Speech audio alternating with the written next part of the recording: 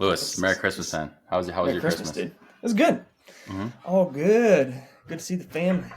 Eat good, good fam. Oh, dude, too good. My one cousin, she I don't know, like she's going all like culinary, cooking, baking. She's like going Oh, back over to dude. like Europe to I don't know where she's going next, to be honest. But I forget where she went as well, but she went to like baking school because I now know there's like a difference between culinary and baking. Baking's its whole thing, its own Yeah, whole thing. It's you're an easy. engine. Yeah, you're an engineer, Yeah. and cooking's more like you're. I don't want to say musician, but like more like art. Like there's way more leeway. It's like, For hey, a little sure. bit of salt and like all this. Cooking, it ain't like that. No. It's not like that. But she made so many cookies. She makes these peppermint cupcakes. Oh my god. Dude, But yeah, everything was good. So that's unreal, man. I love when people get into, because I personally don't like love to cook. Like I'm not like passionate about it, but when people are, I'm like, Mhm. I'm eating it.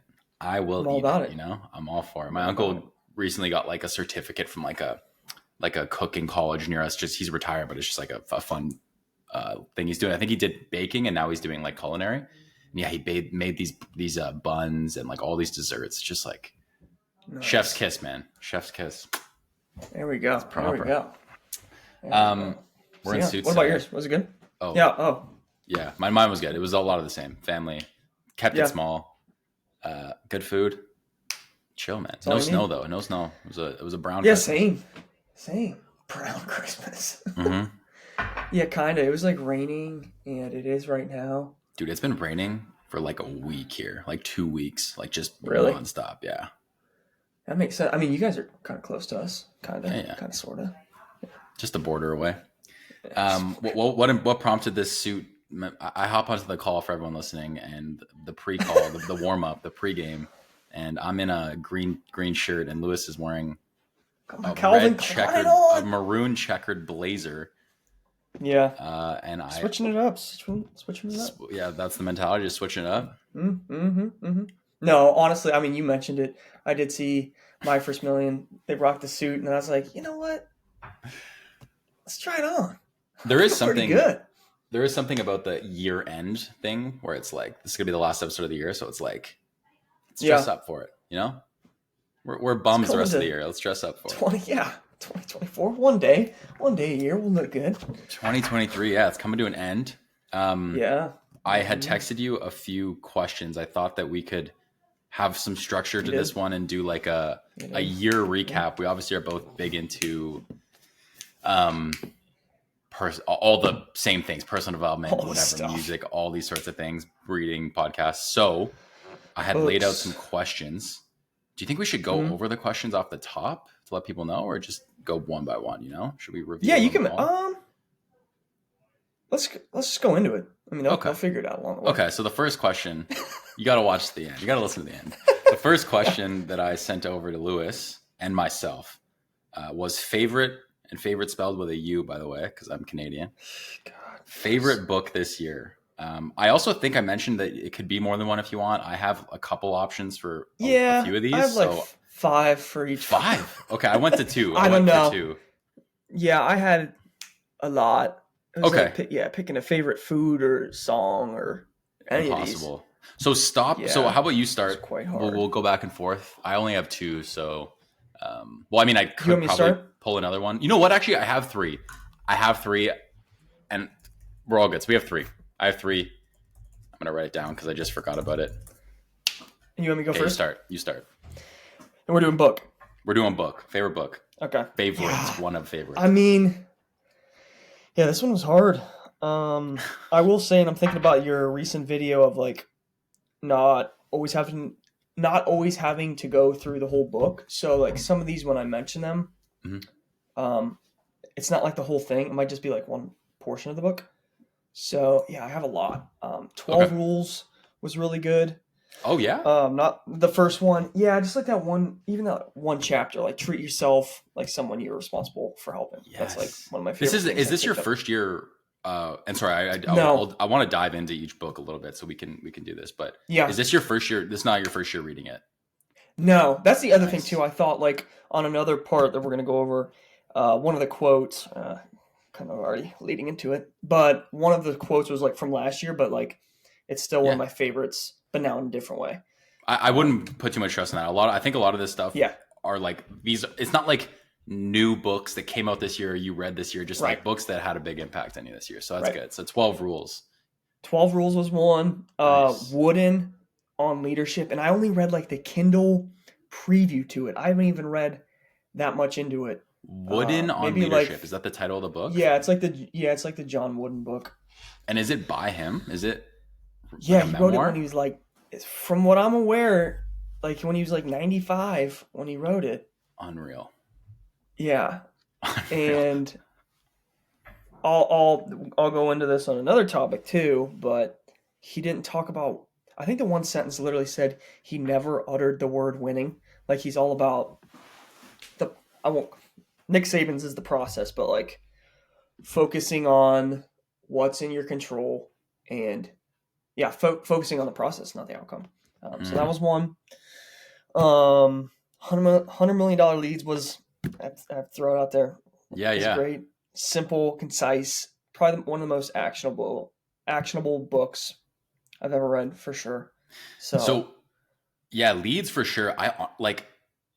Leads was one of those books where I just consumed offers because it was like almost like, not that there was less actionable advice in there, but it was just like more consumable. I found with Leads, I actually had to stop reading it at one point because I'm like, hey, I'm not actually doing any of this yet. So I can't I almost felt guilty about like breezing through it because there was so much that you could implement in that book that I was like, I got to stop until like I get to this, And then it's almost like, it's almost like it's like a textbook. It's almost like referenceable, like in like, okay.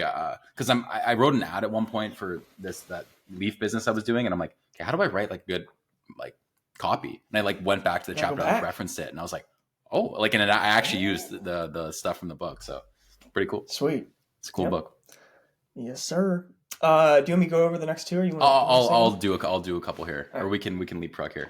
The first one, this is probably no surprise. I made a YouTube video about it this year. I knew it. Which I don't do much about books, but this book was so good, and I hate to tease everyone here and not talk about it, but I feel like everyone online is talking about it. Anytime it gets brought up, someone's like, "Oh, I've heard so much good things about it." Anyways, not to hype it up too much, but Walter Isaacson is a famous biographer, and he's done books on Steve Jobs, Leonardo da Vinci, Albert Einstein, etc.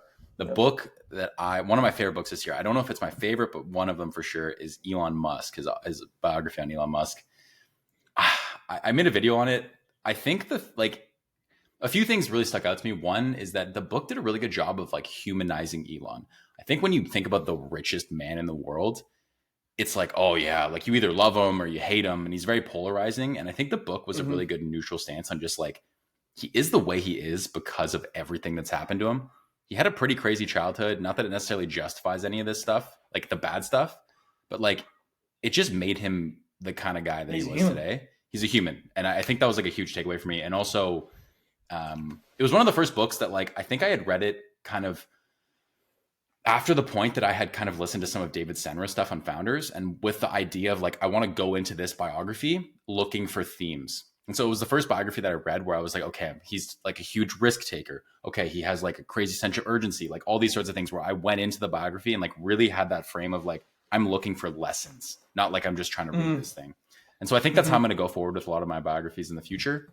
But yeah, Elon Musk by Walter Isaacson, pretty long. It's like 600 pages or something, but like well worth the read. Like the last bit of it's a lot on Twitter. And honestly, I don't know if you like, it kind of dragged on there, but really good book. Really, really good book. I would recommend everyone to read it, obviously. No, for sure. I read a little bit of it. I did see Chris Williamson had like an end of the year thing with like a couple of his buddies. And George, do you know George Mack?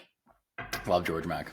Yeah, he's sweet. And he brought up the book and he's like, I'm paraphrasing, but he's like, the whole book can kind of be summed up in somebody walks up to Elon and is like, we can't do this. And then Elon's like, is it go against the law of physics? And they're like, well, no. And he's like, all right, you got 6 weeks. that's kind of like the whole big part of the book, but it's so true, man. I think one of the big things was like a huge topic I was talking about was self-limiting beliefs in that book. Like Elon doesn't have those. Like he actually,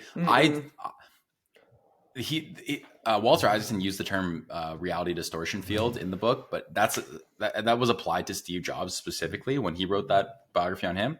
But the same thing goes for Elon, and I think a lot of successful people have this like it's almost like, no, like that dude, that's not going to work. It's like, no, it's gonna work. We're gonna make it work, and it's gonna be done in, like you said, like 6 weeks. It's like, that's gonna take 5 years. Oh, we'll figure it out, and then they figure it out. Days.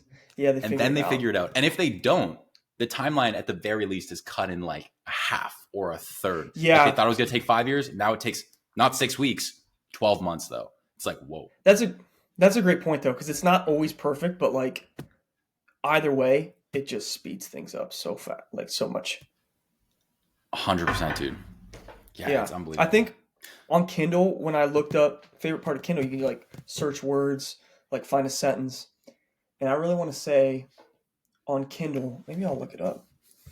I remember you were telling me that like I had if you like type in urgency or deadline, I think there's like 29 times it comes up.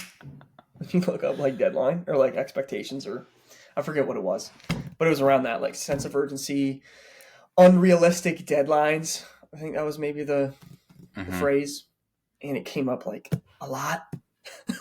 Yeah.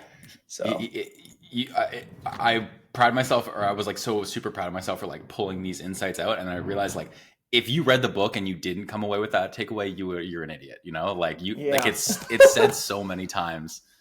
So that was a great book. Sweet. I have 2 more. How many more do you have? Yeah, go for let's do one more and then we can jump in. One more, okay. This is also this is technically a memoir. So I feel like a lot of the books I've been interested in this year are like about people. I don't know. I'm finding that more interesting than like the typical like self-development books. Somebody's story biography. Yeah. What is a memoir technically? A memoir is an autobiography about a very specific point in someone's life. An autobiography is supposed to indicate like a whole person's life told by that person. Nice. And a biography is the same thing, but told by someone else. And a memoir is just a very short period of that person's life, or a period of that person's life told by them. Gotcha. That's one season, one chapter. Gotcha. One season, one chapter. And this one is about a gentleman who made a shoe company. Oh, yes. And I forgot about that. So this book I read in the middle of the year, but it's Shoe Dog by Phil Knight. Phil Knight, for everyone who doesn't know, was the guy who made Nike. And I think the book is about 6 or 7 years, and like that's the timeline of the book. And the thing I like most about the book is that, one, it's just a crazy story. You think about Nike and you don't even realize that, like, when you hear a huge company like that, you don't even realize like someone made that. Like someone made Nike. You just like, it just exists in the world today, and you're like, you forget that was a grinding. Yeah, there was a day one. Exactly. And so the thing I like, and I actually heard this from Hormozy, and I only realized the book really resonated with me, but Hormozy, of course, puts it into super simple terms for why he enjoyed the book so much. And I was like, that's actually why I enjoyed the book so much. And he said, when you read Shoe Dog, Phil Knight basically writes about getting kicked in the teeth for 7 years. And then in the last chapter of the book, he says, but I wish I could do it all again. And the whole lesson I took away from it was picking the right thing to do with your life. Like Phil picked the right thing to do. And so I'm going to actually pull up a quote. I should have prepared this, but mind my tumbling books. He says in the last chapter, right here, he goes, he's like talking about what advice he'd give to younger people. And he goes, I tell them to hit pause, think long and hard about how they want to spend their time and with whom they want to spend it for the next 40 years. I tell men and women in their mid-20s to not settle for a job or a profession or even a career. Seek a calling. And this is the part I like. He goes, if you're following your calling, the fatigue will be easier to bear, the disappointments will be fuel, and the highs will be like nothing you've ever felt. So I guess, once again, the whole thing was just like, it was a bunch of pain and suffering for him to go through to build that company, but like he loved it. So like it was okay. Like he could get through it. And he says he wishes he could do it all again at the very end, which is super cool and that's wild. Like sentimental moment. But I love that book. So good. Once again, like if I read through that again, I'm sure you could look through like the lens of like how I walked through the Elon book and learn through, like figure out a bunch of lessons to pull from it. But it was ghost written, I found out, but it's some of the best writing, some of the best writing I've ever read. Like it's so beautiful. Warren Buffett on the front page said on the front cover, the best book I read last year. Phil is a ... gifted storyteller. Warren Buffett said that. So, All right, that's all I need. That's incredible. yeah, man. So that's those are I'm definitely 1 and going to read 2. I that. have a third one. It's kind of a add-on. We'll talk about it after you go, but yeah. Okay, cool. My next one is actually from one of the authors that you started off with, and it is Walter Isaacson's.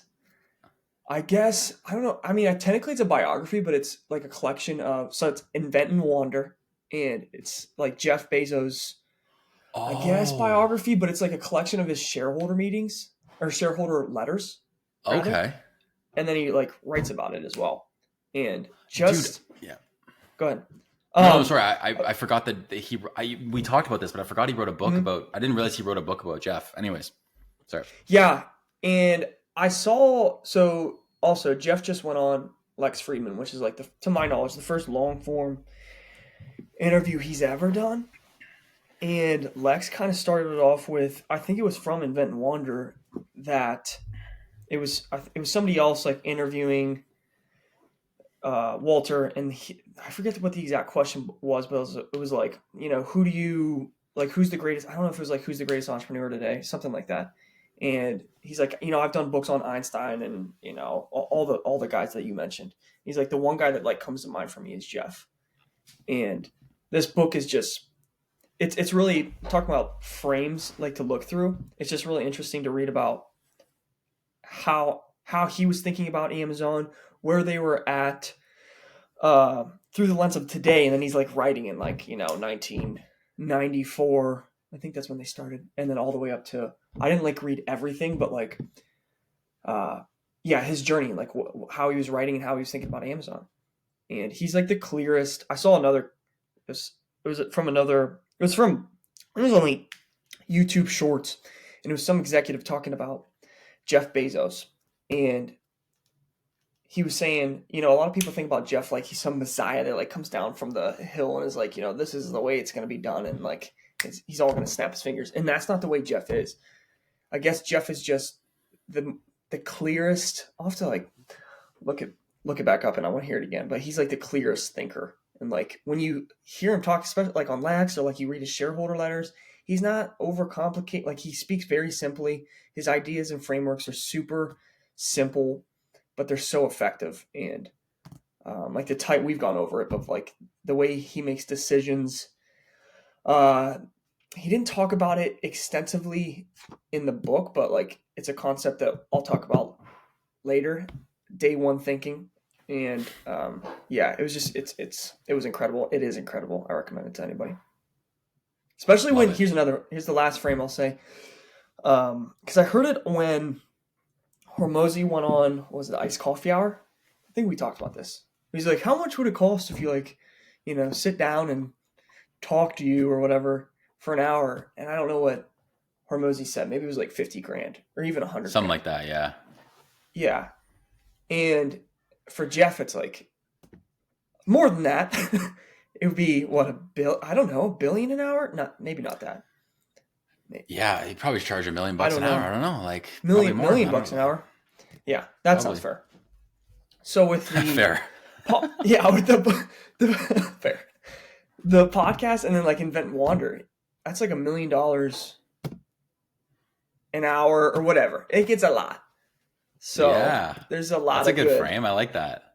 Yeah, there's a lot. Well, of that's the argument I make for information in people when I talk to them about why I like books so much. I'm like, you realize like if it's a good book, I should say, because anyone can write a book, but like if it's a good book, Yeah. like by a person who's like very knowledgeable, it's like the person has spent their entire life dedicated to that field, and they're distilling pretty much 80% of the knowledge that you need to know into very like well-structured writing that you can finish in like 10 hours. Like that's insane. Yeah. That's insane. Yeah. Yeah. So that's awesome. Yeah. Jeff Bezos, Invent and Wander. I gotta Invent and Wonder or Wander? Wander. Yeah. He talks about that too in Lex. He's a big fan of wandering, which I won't go too deep into because I want to we want to get to the other topics, but I will say, he like a lot of people, I think the way he said it was like, when he goes into solving a problem, he wanders, because if he knew like how much time, like, hey, is it going to take 3 hours to solve? Like, it's going to be like more linear in nature. Like, I'm going to go here to here Right. to solve this problem. But he allows himself to like more or less wander. And I forget the other thing he said. Like, his favorite way to go into a meeting is like a really clear, concise, I don't know, problem, or like he talks about like having a sheet of paper with like really clear information on it, and then a really, forget the other way he said it, like a messy meeting where like they just kind of like wander and like go into solving the problem where there's no defined way that they're going to go about it. They just kind of, I guess. Yeah, no one brings their like predetermined like thoughts or biases or whatever. It's kind of just like, let's figure this out on the fly kind of thing. Yeah, there's no like structured outline of like, there's no like, it's not like the algorithm with Elon, I don't think. Okay. Where it's like, we're going to go to like these 5 things and like, he's like very like more abstract, invention. Love it. Wandering. So yeah. And the Lex Friedman and Bezos episode was good. There's a few notes I jotted down, but it sounds like you're going to get to that at some point. So we'll talk about Jeff more detail, but cool. Sure. How many, do you have 2 more books or?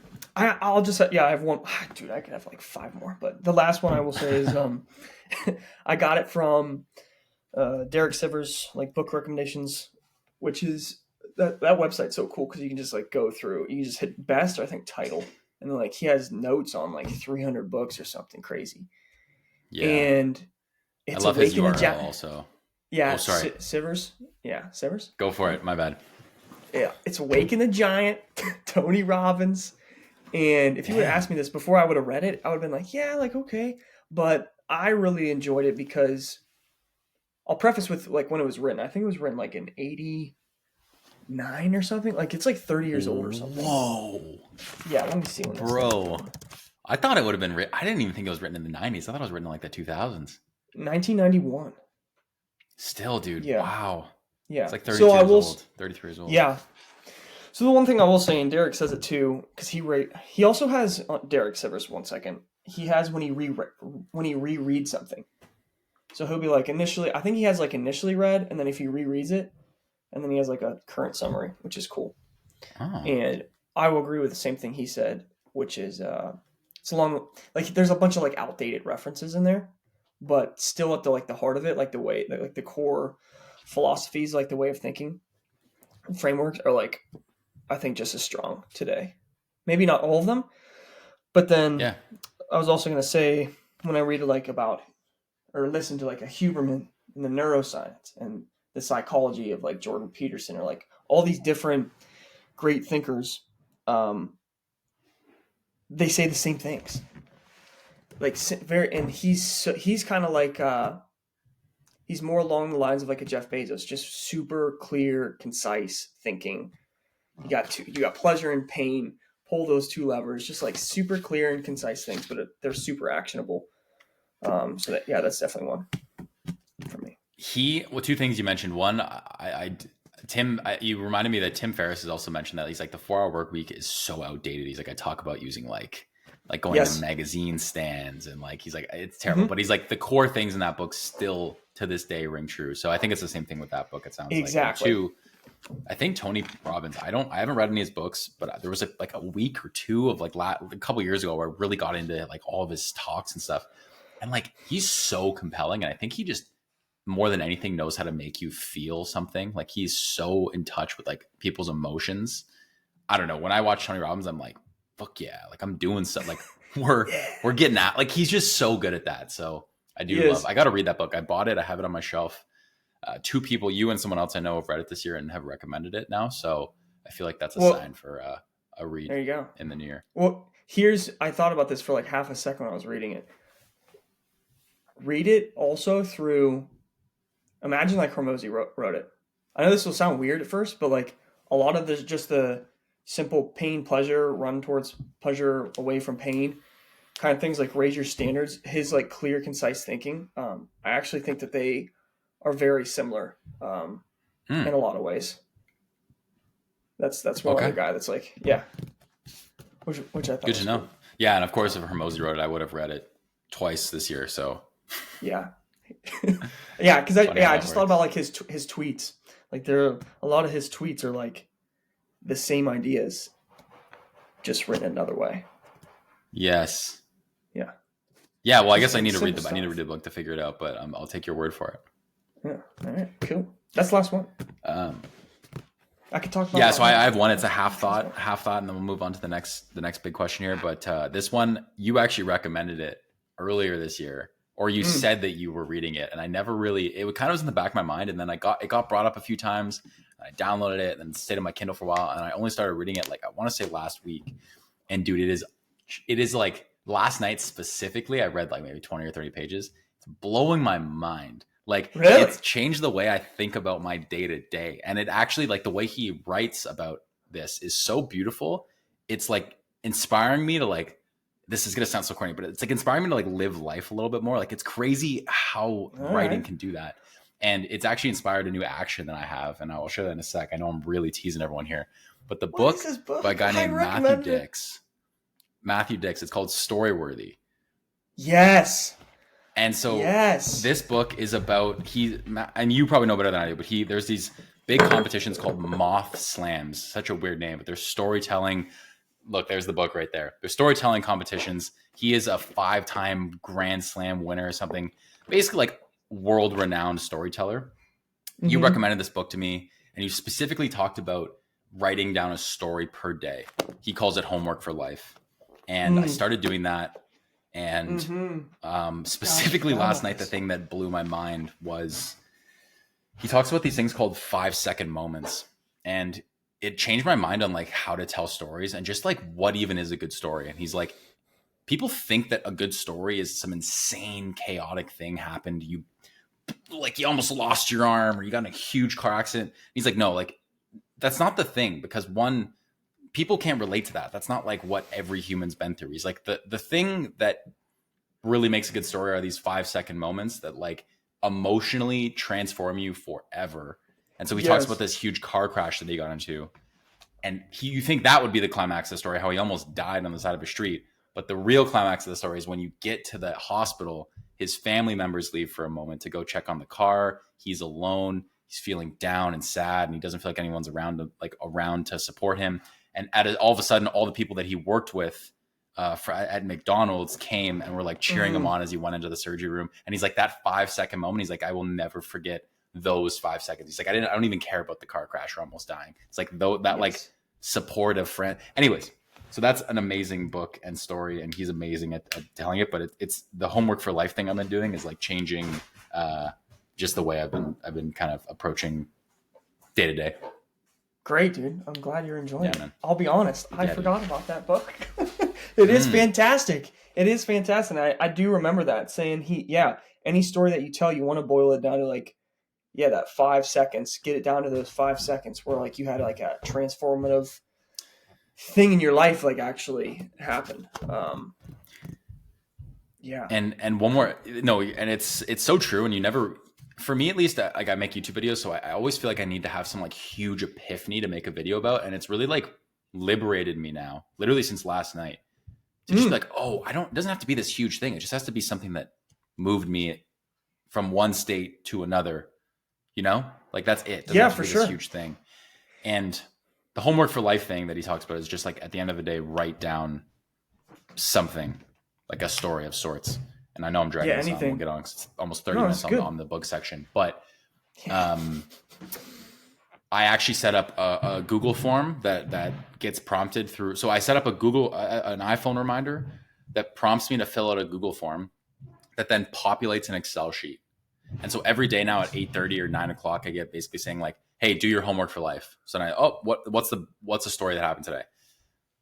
And then on the other side, like on the like further right on that Excel sheet, I have like associated memories or like memories that came throughout the day. And what I'm finding is the more that I write down this like a story that happened in the day, the more old stories that come flooding back. And so last night I'm lying in bed and I wrote down like 6 stories that I completely forgot about. I'm like, that was Yeah, hilarious or that was John. terrifying or whatever. It's unbelievable uh, how much of this stuff flows back. So I would recommend anyone listening, and you, Lewis, if you haven't been doing it recently, to jump back Yeah, I on it. gotta It's like gotta actually start back changing my up. brain chemistry. It's crazy. Wow, that's wild. Yeah. That is wild. Mm-hmm.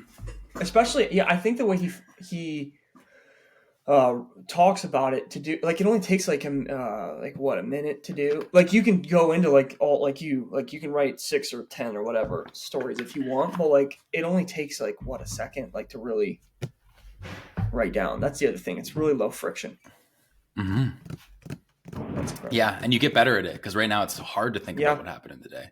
But after he's been doing it for how many years? Like he knows. He says right in the moment he knows when it happens. And so it almost makes you more, we talked about awareness last episode, makes you more aware of your life because you're like, oh, this is going to be a story or this could be a story. Yeah. For sure. Yeah, going forward too, because I'm thinking like at least right now.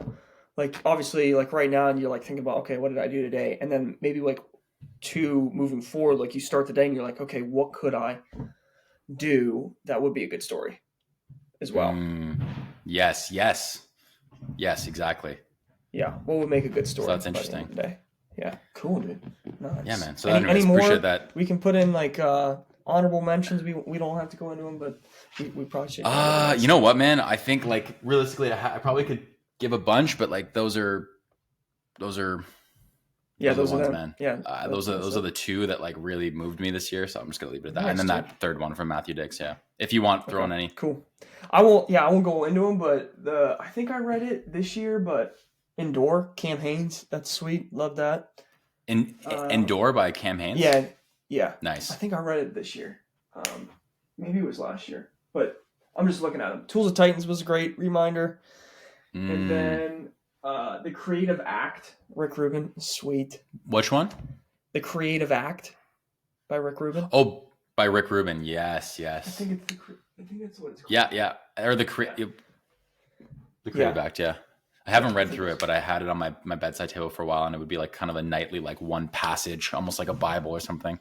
Mm-hmm. Nice. And then it's not a book, but Paul Graham's essays, dude, are incredible. So good. They're incredible. So good. We could talk a bit more of that if in the favorite learning from this year. Maybe those are something. But anyways, I don't know if you have any specific, but yeah, Paul Graham is amazing, and they're pretty long. Like they're pretty long. So some of them are. At least. Some of them are like actually not that bad. Yeah, but some of them are extensive, for sure. Cool. Yeah, it sounds like you got a lot. I should have expanded more. I feel like I didn't write enough down for a lot of these. Anyways, we'll talk. We have ways of filling the space. Okay. Yeah. Second, big questions. Favorite book this year out of the way. Second one I wrote down was favorite content creator this year. My answer is pretty much set in stone. Like there's no getting around this one, unfortunately. And I feel like we may have an overlap on another name I wrote down, but I don't know. How many do you have? Because I have 3 that I wrote down. One of them is really the answer. The other 2 are kind of just like accessories. Yeah, I'm probably similar. I mean, I do have 5 written down, but I could have more than that. So what's yours? Okay. Like my big like number one like content creator, it's so obvious, and he's exploded this year. Like I think he's probably doubled or tripled the size of his audience this year. I don't know, maybe not. Anyways, Chris Williamson is my number one pick. I hate that it is because like not that I hate that it is, but he's not an original thinker necessarily. Like he is kind of like an amalgamation of knowledge, which I resonate with because I don't really think I have original thoughts. It's not like I'm a whatever that way. There, I almost I would align more with what Chris does than with what like Taleb does, like Nassim Taleb does. And so anyways, Chris, I've listened to, he was my number one podcast this year. I've listened to like thousands of minutes of podcasts, pretty much every episode that he has on. I think he's so exceptional I remember when I first listened to him, I'm really glad I didn't figure out that he was on Love Island before I started listening to him. I found that out after. I still forget that. I like learned the contents of his character before I like had the chance to judge him by like his cover, if you will. And so, Chris is just, I don't know. He's an absolute beast. He does 3 episodes a week. He's been doing the podcast for like, I want to say a third of the time that Tim Ferriss has. And he already has more episodes than Tim. And how long has he been doing it? 5 years? I think Chris has been doing it. Has it been 5 years? I thought it was 3. Maybe it is 5 years. Anyways, he's been doing it for half the time that Tim has. And has the same number of episodes just because of his like, and it's not like he's sacrificing quality and his production from a visual standpoint is insane. Like he has these I think it's the legit best. Yeah. movie studios for podcasting, podcast episodes. And he talks a lot about having read the book Turning Pro by Stephen Pressfield. And I actually got it, and I need to read it still, but you can tell that he turned pro like maybe 18 months ago, 2 years ago, whatever. And it's really paying off. Like he's like, changed the game. It's not even, he has, and it's not even like I would bet it all on him, because it's like he's already made it. But seriously, like, so he's fundamentally, I don't want to say like changed my life, because like once again, he's just interviewing people. I know that's not to demean interviewing people, but no, dude. The way he interviews people is so good. He distills knowledge so well. He has such good conversations, and just from a guy like I wouldn't typically think to have done that. Like he's not like this huge entrepreneur, or he exited for billions of dollars. Like he's just a dude. So yeah, Chris is my guy. Yeah, he's one of one and one of zero. He hasn't taken the. I mean, I think we talked about this on previous episodes, but because I haven't like gone too deep into his career before, but like he was a club promoter, like did have his own business and whatnot, but it wasn't to the extent of maybe some of the other guys like we think about, like a Tim Ferriss or I don't know who else. Like that's probably the bigger one. But or like My First Million guys, like it wasn't like My First Million. Exactly. He's definitely carved his own path. But that's the thing too with like, I guess today's environment, that like I wonder this, like right now, like would those guys like the Tim Ferriss, the Patrick McDavids, the Tom Billius, what would they do? Because it wasn't an option back then, right? Like when you were 25. What would they do if they were starting fresh? You mean if they were us? Yeah, like the path of those guys was like, okay, make this like these businesses, exit, now like go into long form content or like go into media. And would they have done that if YouTube was YouTube back then? I don't know. It's just hard to, right? So Chris is like one of these first guys. It's like really, he's different, I think, in that way. He's really gotten well known, or like really had, I would think, most of his success, however you want to define that, by like this show first. Yeah. So it's cool. Beautiful. Well, anyways, that's my big answer. Actually, one just came to mind that I'm going to talk about, because I kind of forgot. I was actually really struggling to, and I'll mention it after, but I was really struggling to think of guys. A year, it's made me realize how real recency bias is. January is like another decade. Like I can't even remember, you know what I mean? And now I'm like, it's just coming back that I was, anyways, so go for it. Yeah. I want to start with one of yours. Gosh, Chris, I don't even have him written in my top 5, but he would have been, I think he. Damn, true. But that's the thing. Like I do listen to, like I could write. Yeah, I don't think he would be personally. Like if I thought about a list for you, I wouldn't have put him there. Yeah. I feel like I could list a bunch of other guys. Anyways. Yeah, I will say at least now with like, how'd you like recently bias? What is it called? Recency bias. Yeah. Yeah. Yeah, that's for sure real. But right now, I would say, the top 2 for me, would be a couple. The Hormozis. I will say both of them, like Layla and Alex. Both. Specifically, like recently, Layla's podcast has been exceptional. Been listening to that recently, frequently. It's been really good. And then Alex, like on, of course, Chris Williamson on all the. That's the interesting thing about him too, is like he has his podcast, but he doesn't have like long form like his own show, which is so interesting. Yet, sorry, what? So he has his own podcast on like Spotify, but it's not like Chris Williamson's where it's like, here's my 3-hour. He doesn't interview people. It's just like a different thing, right? Oh, sorry, Alex Hormozi. Yes. Who'd you think? Oh, sorry, I thought you said Tim Ferriss. My bad. No, yeah. So it's different. But then if you go on like Chris Williamson, or you go on like Diary of a CEO, or you go on like Tom Billy, he's like one of the top episodes usually on like all those guys' different platforms. So it's really cool how he's been able to do that. So those 2, and then I do have more, but then the next one I will say is My First Million. I do love that show. Oh, nice. Those guys. What do you like about those guys? Because that's something you also got me into, and it took me a while to get into them, but I really do adore them now. But what do you like about those guys? Well, the first thing that comes to mind is that their show is like it's 2 guys interviewing. Like it's not it's a different thing. Like with Chris or like any of these other shows, you usually have like two people or like one guy is interviewing the other, and them. It's like this interesting dynamic where it's usually always remote, so it's like this different thing. B, it's both of them. C, if you don't know them, they're similar, like Sam and Sean, the hosts, but they're also like really different in some ways. So they just have a really cool dynamic that they bring. So yeah, I would say my first million. Love it. Yeah, it almost maybe the reason you like them is because it the first few ways you described them almost describe us. We're two guys, similar interests. We're remote. Yeah. Anyways, maybe you're just projecting our future success onto them. We'll see. Yeah. No, they're great. I love them. I've only been listening to them recently, and once again, I almost was gonna put them on the list, but I'm like, once again, the recency bias thing was real. So I was like, I'm trying to figure out like who has really persisted through the year, and they were one of those guys that only came on recent. But yeah, awesome. Nice. Next guy on my list, I did have Hermosi written down, and only Alex, honestly. I haven't really been listening to Layla. I know you've talked a lot about Layla, and she's unreal too. We've talked about how she's kind of everything besides marketing. So yeah, she does a lot for sure.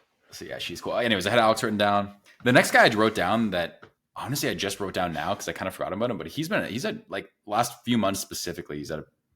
I've loved him at least, but you also introduced me to this guy, which is so funny, man. You've introduced me to a lot of people. Dude, Cam Haynes. Unreal. All right. Yeah. Like, I remember when you first texted me about him. Dude, it was literally like last month. I think it's only been November, December, maybe October. You lift, run, shoot? Dude, lift, run, shoot is the coolest thing ever, man. I love that. Cool. I love his he's really like a few things. One, he's just a beast. And I love his slogan, "No one cares, work harder." I think that's the most badass thing ever. And also he's kind of made me reevaluate a few things. One, like the way he talks about nature and like being in touch with that and everything, like has kind of really struck a chord in me as well. I don't know why specifically him talking about it has, because I've heard Joe talk about it before and other people, but something about Cam, like it's very real with him. Like he's in Oregon, like he climbs the mountain every day. Like you can just see it, he's like there. With Joe, he's in his studio, so I don't really get to connect with that side of him. But Cam's one of those guys where it's like, it's not a facade. It's 100% him, 100% authentic. And yeah, I don't know. I just have so much respect for him, and his kids too seem like just unbelievably disciplined and well raised. And so anyways, I just have a lot of respect for the guy. He just seems like a very normal guy who has been doing crazy shit for like his entire life. And he's just kind of been filmed for the last few years. And that's why everything's kind of gone this way now, For sure. Yeah, no, he is exceptional. He's got his own, like his media team, and the way, like his podcast is super unique in the sense, I haven't thought about it, but like close to like production wise, like it's like who is the coolest that I think? I would put Chris at maybe the top, but like close is like Cam, even like the way they record his podcast, but like lift, run, shoot, it's like just it's so cool the way that they edit it, and his Instagram, like his shorts and like everything that they do is like, it's sweet. I dig it. Yeah. Yeah, you would love his book. He's dope. You would love his book. Yeah, I should. I'm actually going to write that down. I'm going to write that down. I have more than enough books that I need to read, but that sounds like one that I should give a try. But yeah, Cam Haynes is going to take the second spot on my list behind Chris Williamson. I think those two guys are pretty badass. I did just see I think it was on it. Well, I'll say one more thing about Cam. Oh yeah. It was a post. It was like a letter from somebody that he worked with, and he wrote, I'm trying to remember exactly what it was, but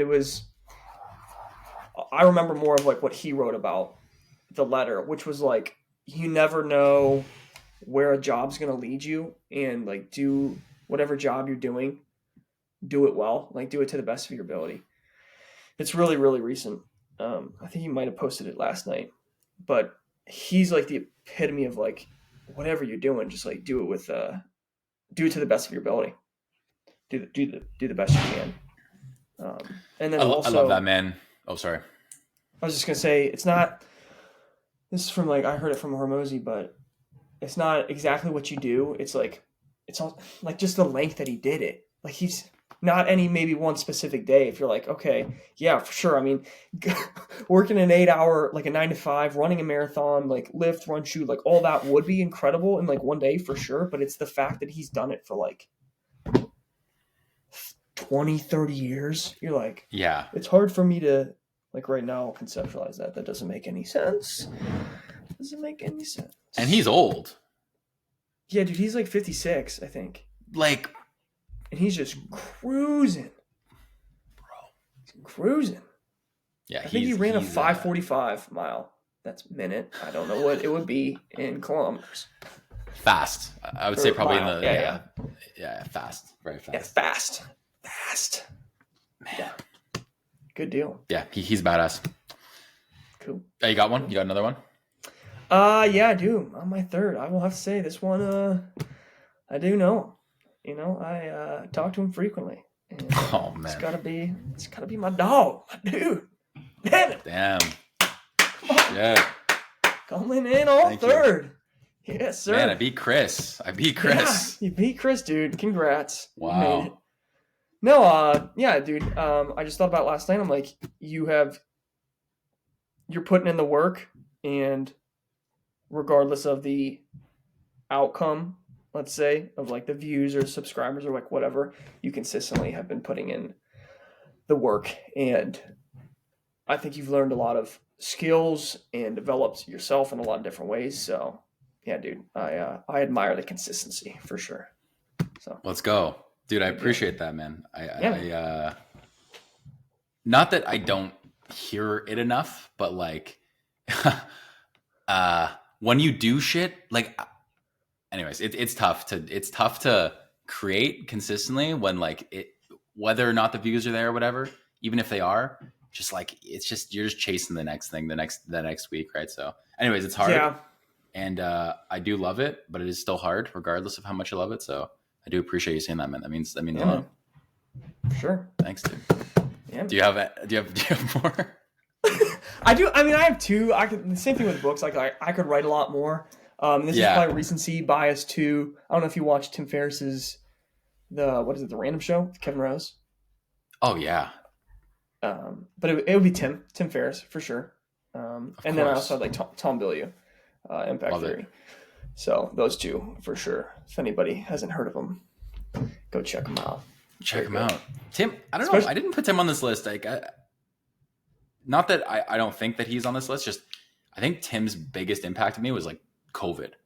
Like like that was my guy. Tim was my guy. He's like he has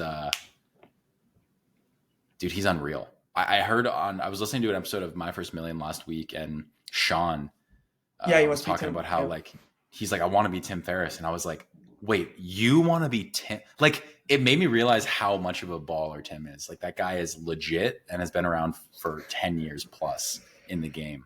And every time I come across some of Tim's work, I'm like, like that. Like, of course you're successful, and you kind of realize how and why he's so good at what he does. He's just like, he's put in the work and he's unbelievably smart. Yeah, okay. No, absolutely. And Tom Bilyeu. I was gonna say one thing about Tim. He's writing a new book, and it's nonfiction. I heard, yeah. Yeah, you saw. Okay, you did. Okay, yeah. Which is really. I don't know what it's about. He said he can't drop anything, but I want to say he said like one word. It was like he talked to. It was very vaguely like what he is writing about, but I don't know if it's with the book. But so you did watch the Random Show, a little bit of it. Those are my like. This might sound crazy. Those are my favorite episodes of Tim. I love him. And I don't think I've ever watched that was like the first one.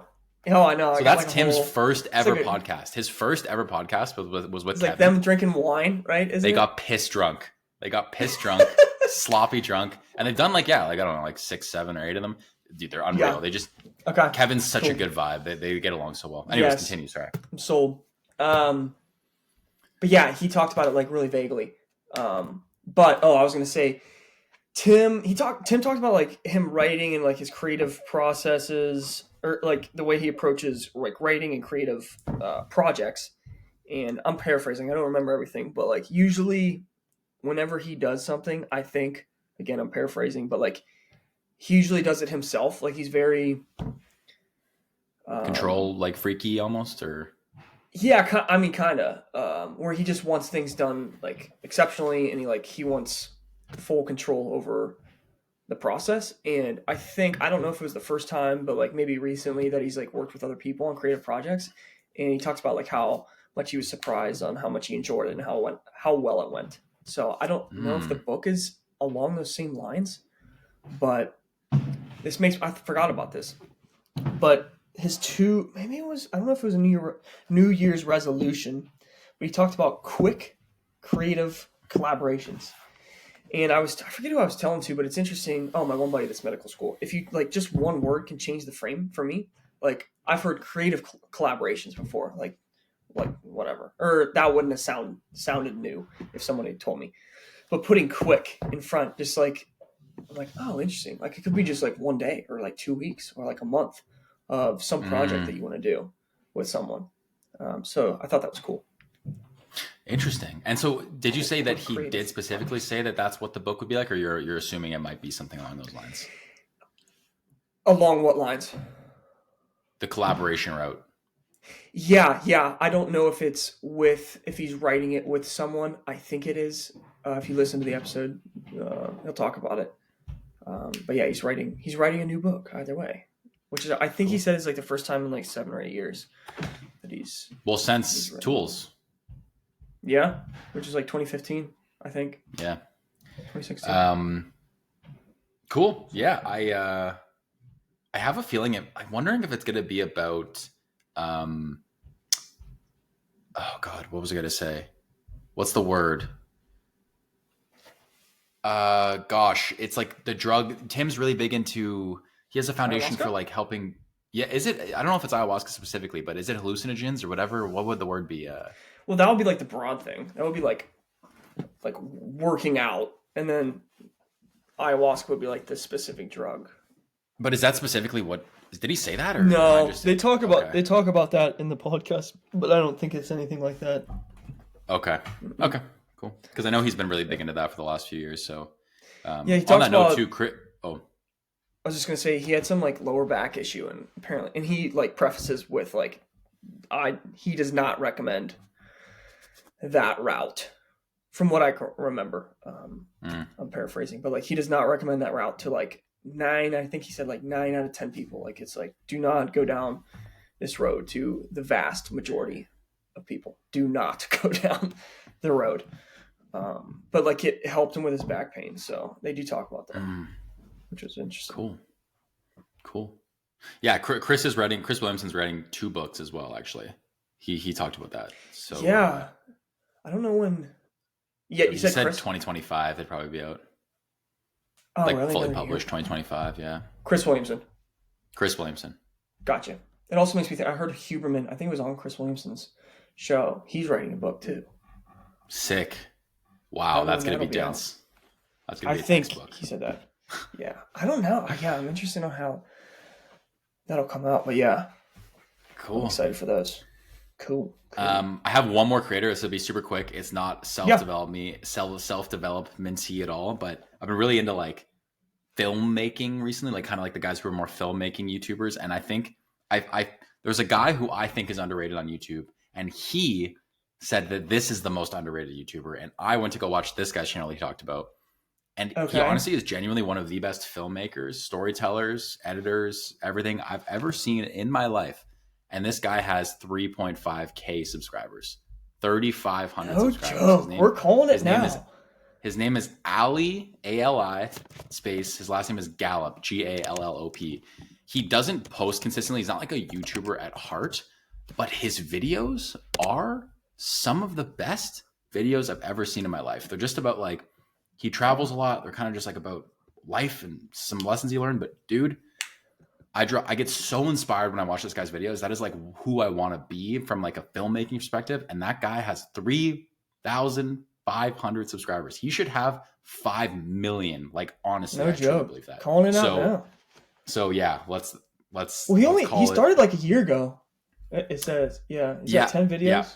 Yeah. 10 videos. So one of them was starting YouTube at 39. So Starting YouTube, yeah. The one I watched, so the marathons aren't about running is a really great video, that one on his channel. And then telling my mom I love her, both those are such good, dude, such good. And I was talking earlier about Matthew Dick's Storyworthy.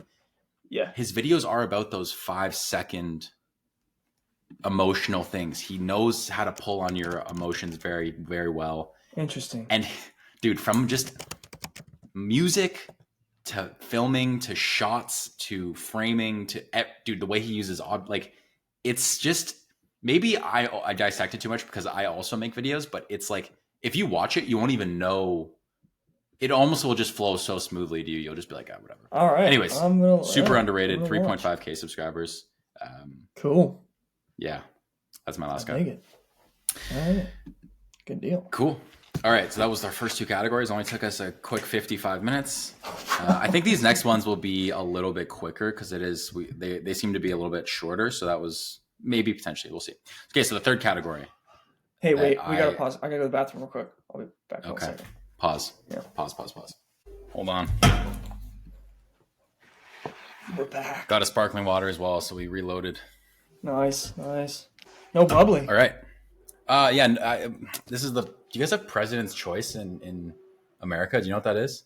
It's a Canadian brand called President's Choice. All right. Which is funny because we don't even have a president. Okay. Yeah, anyways. Yeah. Right, okay. Third category I wanted to cover was favorite learning this year. And this is very broad.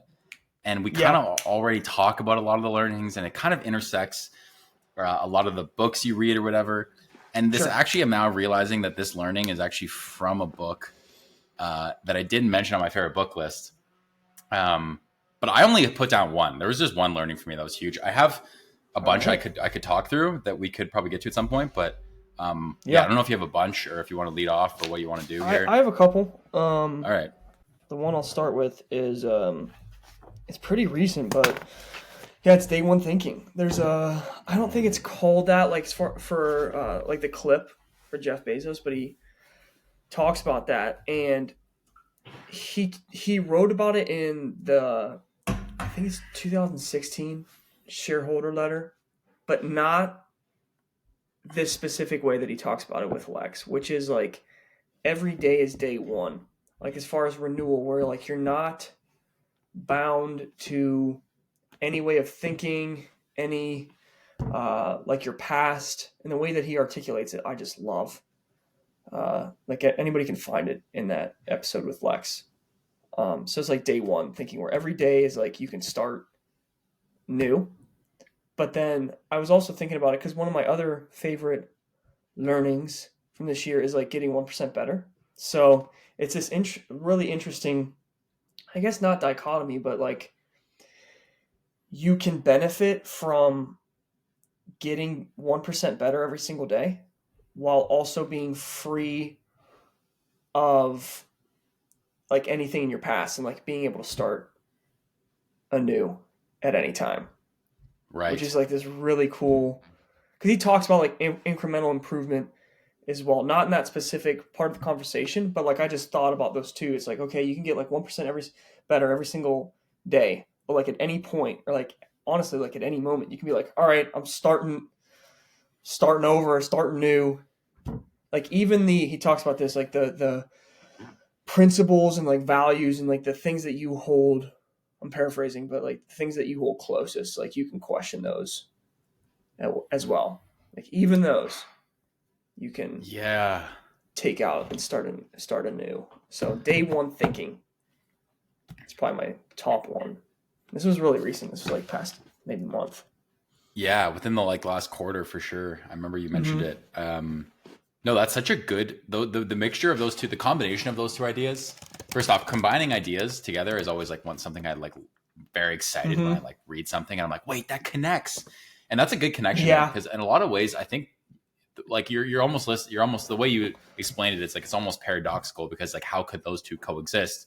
But in a lot of ways I feel like that's it. Getting 1% better could like it's like what is better even, right? So it's like the better, like getting better could be realizing that you need to go in a new direction and start on your day one, right? So that could be better. So people think it's like, I have to like get better at like sewing. Like, okay, so I got to keep sewing, but it's like, if you realize that that's not the direction you need to go, you need actually to go this direction. It's like, well, that's still getting better, but you're starting fresh, right? Like, it's not like you got worse. Like, that is an evolution in itself, right? So that's an interesting combination of those two. And I don't know if you're going to have that other learning from Jeff in there as well from his shareholder meetings, but that's the day one is unbelievable. I love that. And it is liberating too. It's like, it almost is like, oh, I think we talked about, you have a choice on the last episode. Like, it kind of gives you the, like, you don't have to do anything. Like, you could start fresh, like be whoever you want. You can start fresh now.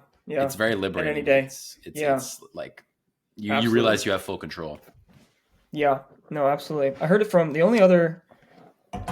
maybe Sean Purdy too, like starting over, but like Layla Hormozy talks about this, where like, there is absolutely a benefit for like incremental improvement. And I'm paraphrasing for her, but going 0 to 1, like there are times when that's important and it's possible too. Like, you can just change, like she talks about that.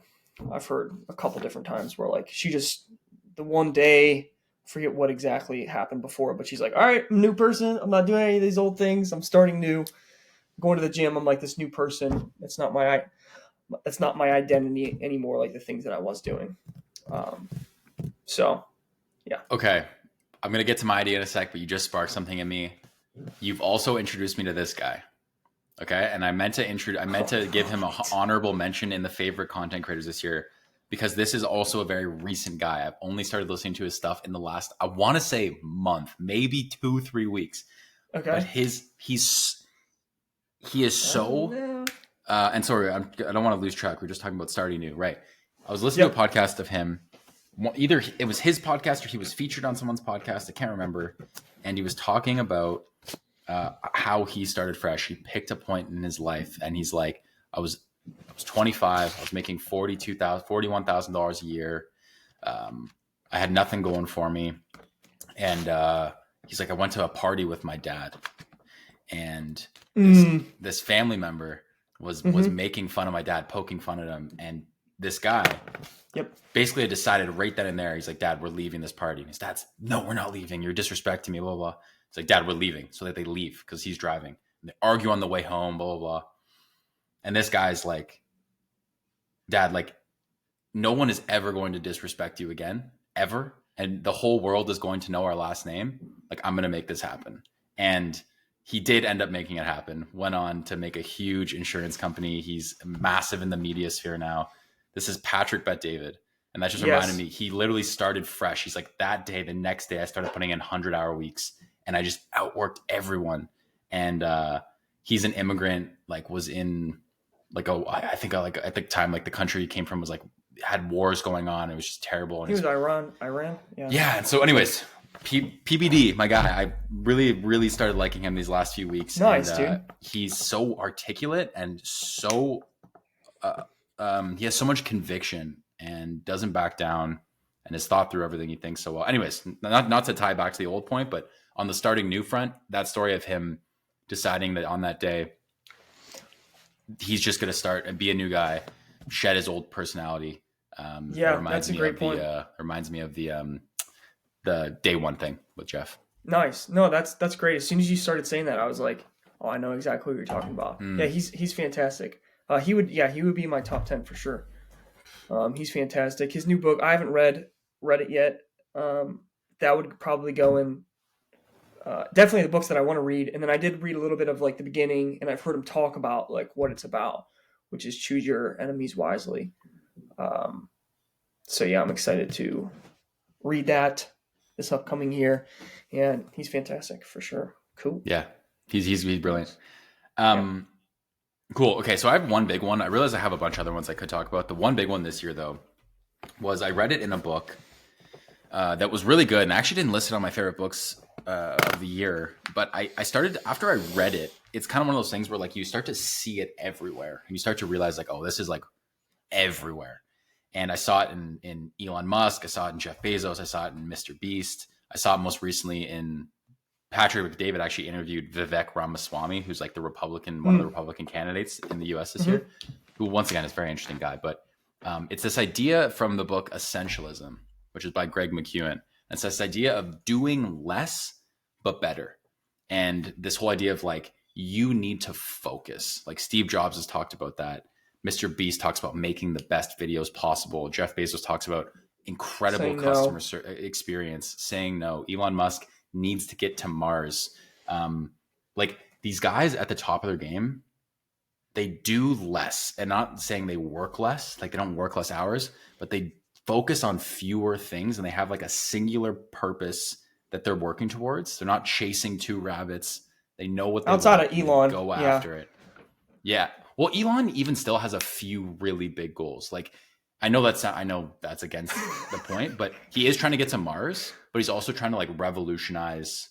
Like it's still like there's like 2 or 3 things he's talking. I think with Twitter, he's like free speech, get to Mars, and like revolutionize the electric future or whatever. Casually, I know, I know those. He's an absolute anomaly, but yes. Even within all those companies, those singular focuses and doing less but making them really good is still guides him. Like he could be pulled a million directions within SpaceX, but every decision is filtered through: is this getting closer? Is this getting us closer to Mars? Same with Jeff Bezos at Amazon. Is this better for customer experience? Mr. Beast, is this going to be the best? Is this going to make the best video possible? And I have a quote from Vivek Ramaswamy that's actually going to go in the next section. A little spoiler. All right. But yeah, that was a huge one for me. It was the whole essentialism book in general. That was like, there was a few good lessons. And the other one from that book is, where is the quote? If you don't prioritize your life, someone else will. And like, I think that's one of the huge things about focus is like focus and focusing on less is like if you don't, the consequences are that you're just going to get pulled in a million directions and you're not even going to end up going in the direction you want. Like someone else is going to find priorities that kind of fit into your life. So that was my favorite learning from this year for sure. And to relate it back to me, not to be that way, but I've like, should I go into for the content thing? I'm like, I could make shorts and I could do Instagram reels and I could make TikToks and then I'll make Twitter threads and I'll start a newsletter. And it's like, make videos, post videos on YouTube consistently, make them the best videos you can, focus all your time there. And, once that thing gets bigger. Hermosi talks about that. I heard it recently, but I think, I'm not really that positive on it, but I really want to say that they had like one product for like gym launch, like their one of his the first like big success, I would think, is they were doing like 30 million a year or something, like, and I think they were doing like one product and it was like one channel. It was like one way of contacting the people and like one thing. And that's just another great reminder. And this whole thing that's really good of like doing one thing. It's like, you haven't even, learn to shoot the basketball. It's like you want to play golf and like basketball and throw the football, like do all these different things. And it's like, you're not you, but like people haven't mastered any one of them.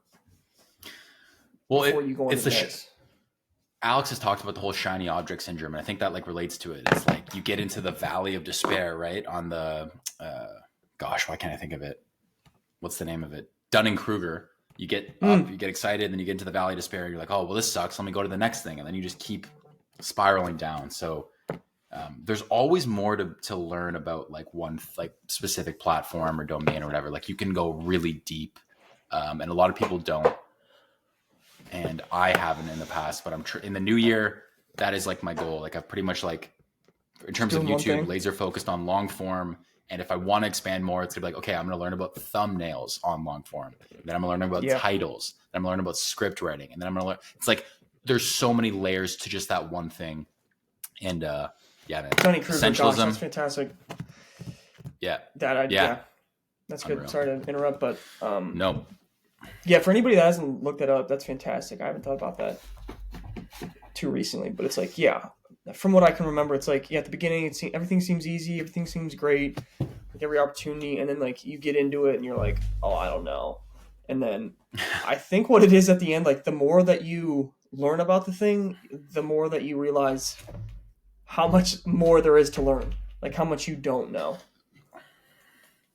right? Makes me think of like Ray Dalio. It's like one of the first, not the first sentence in Principles, but like knowing what you don't know is more important. I think that's the way he wrote it. And like, there's a lot that you don't know. Most of existences you don't know, let alone like just this one thing, like this one bullseye of a target. It's like there's so much within that, like just the bullseye to figure out. Yeah, that's good. I like that. Cool. Love it. Do you have a few? I know you mentioned. Gosh, I have like. I list them off. I have a bunch 12. Here too. I guess the next one would be a couple like the process. I'll define that, but like I'll bucket it into like focusing on the controllables, like making inputs as goals. Which dude, and I've heard like I can't believe I didn't think about that. That's unbelievable. Yeah, go for it. Nick Saban. I just last night, listened to it again. Part of it, it's like Goal Toolkit by Huberman, and I really just love that him specifically because he like goes into the science and he's like, here's all the, the literature, here's all the science. I think for like the goal setting one, he's like for the past 100 years, like what works, and he frames it a different way. But I think it was like verb actions, like defining specific verb actions. Yeah, focus. Here's one sentence I wrote down. Focus mainly on verbs when defining. I probably wrote that down wrong, but verb actions. So inputs, behaviors, actions. Like people frame the same thing in a lot of different ways. But apparently, if you do that, I think what he said is like you almost double your probability of like reaching a goal, like whatever it is. Also, so how would you could you give us an example of like just a simple action? Like what would a verb action look like in action? Yeah, for sure. So there's some goals, and he goes into this too, but like they're really specific on the outcome. And I think the specific one he talks about was like running. Like I want to run like a 6-minute mile or like whatever, 7-minute mile. So that outcome is like really specific. So it's like way clearer on getting there. And I think also defining the inputs to get there. But other ones are like more unclear. Like if you say, I want to learn Spanish, it's like, well, what does that mean? Like practically speaking. I've heard Tim talk about this too, Ferris. Or like writing a book. It's like, I want to write a book. It's like, that's like pretty like 200 pages, 500 pages. Like there's like the outcome is a lot more unclear. So it depends on like what the nature of the goal is, but either way, like defining, I think he said like defining the amount of time that you want to allocate per week, per month, I think, and then to the day so like for the running, like I thought about this last night. I do want to run another half marathon this year. I don't know about marathon. We'll see. But this is another thing too. He talks about like not telling goals. I'll circle back to that. But if you have like whatever you want to do for the goal, and then I'm like, okay, how much do I need to run a week to get there? Maybe that'll change. But defining, and then for me, like committing to like the inputs, and then also framing it. This is from like another person, but like as an experiment, and like this is just a test. I don't know if this is gonna like work for sure, but I'm gonna like commit to this test, and I'm still working through that. But if you define inputs, it just like I guess brings you to like doubling your chances of reaching the goal. This again from like Huberman. This is from like Goal. I think it's Goal Toolkit. The episode. Ton of other great things in there, but that's like one example. Or like for the book one, it would be like I'm going to write for 30 minutes, 1 hour, whatever it is, on this day, or like a day, every week, whatever it is. But like you're defining inputs, right? Finding inputs. Nick Saban, same kind of like the goal is the process. The goal isn't the outcome. Like same thing, but like I just hear it now from like the science part. So Well, that's the really compelling thing, because I've also read that in Atomic Habits, and it definitely, you can just feel that it helps when he's like, make it specific. That's one of the things that he talks about with habits. But when you like, you can feel it works, but then when you hear it literally doubles that's like, okay, well now I have to do it. Right. right. That's actually a great stat to cite, because I've so many times had to like help my friends like, okay, I want to eat better. I'm like, what does that mean? What does that even mean? Yeah, it's too vague, like, and like to operationalize that, it's like that doesn't. Yeah, you don't make them like really specific, because then you don't know if like you failed or like you it got better. Yeah, and there's no way to hold yourself accountable or any of that. So that's awesome. Yes, that's a good specificity and measurability. Those are like 2 words he talks about. Making them really specific, and then can you measure? And we've talked about this like with awareness and like all sorts of things. Even if it's like I want to be, even if you don't have like this like large goal too, because I thought about this too, like just getting better than yesterday, and then like understanding what yesterday was, like if it's for your weight or for like whatever. Then you can measure. If you measured yesterday, then you can be like, okay, that was yesterday. What do I need to do today to get better than yesterday? So. Well, you talked about Jordan Peterson's 12 rules at the beginning of this book, this episode, and one of the rules in there is compare yourself to who you were yesterday, not to who someone else is today. And I love that rule. And yeah, it's right there, exactly. Yeah, just get 1% better. Damn, that's a good rule. That's Atomic Habits' whole thing. Yeah. Look at all those ideas crossing over. It's how we like to see it. This idea, I have a bunch. So I remember at the beginning of the year, we did kind of like a journal of like these things. And I for the year, I've kind of been trying to track down these ideas. I haven't really been doing a good job, but I do have a few written down. One idea I really liked, and it's from Joe Rogan. And he had on Danny Brown, who's a rapper. And Danny Brown's story himself is really interesting, but he's a really weird dude, and I like his music a lot. It's definitely a little off. It's like kind of strange, but it's good. Anyways, Danny's talking about how he's thinking about doing a podcast, and he wants to do stand-up comedy and all these sorts of things. And but he's like having doubts. He's like, what if people say shit? Like, I don't know. Like, they're just going to say, stay in your lane. You're a rapper. And Joe drops a wisdom bomb on him. I loved it. And I have the quote here. He goes, you know what you are, Danny? He goes, you're Danny Brown. Doesn't mean shit what label they put on what you do. You could do anything you want. He's like, you could do music. You could write a fucking book. You could do a podcast. You're professionally Danny Brown. He goes, that's what I do. That's my job. I'm professionally Joe Rogan. That's why I have all these different jobs. He says, be Danny Brown, Danny Brown. Don't worry about other labels. Fuck all those labels. Let all those other idiots sort that shit out.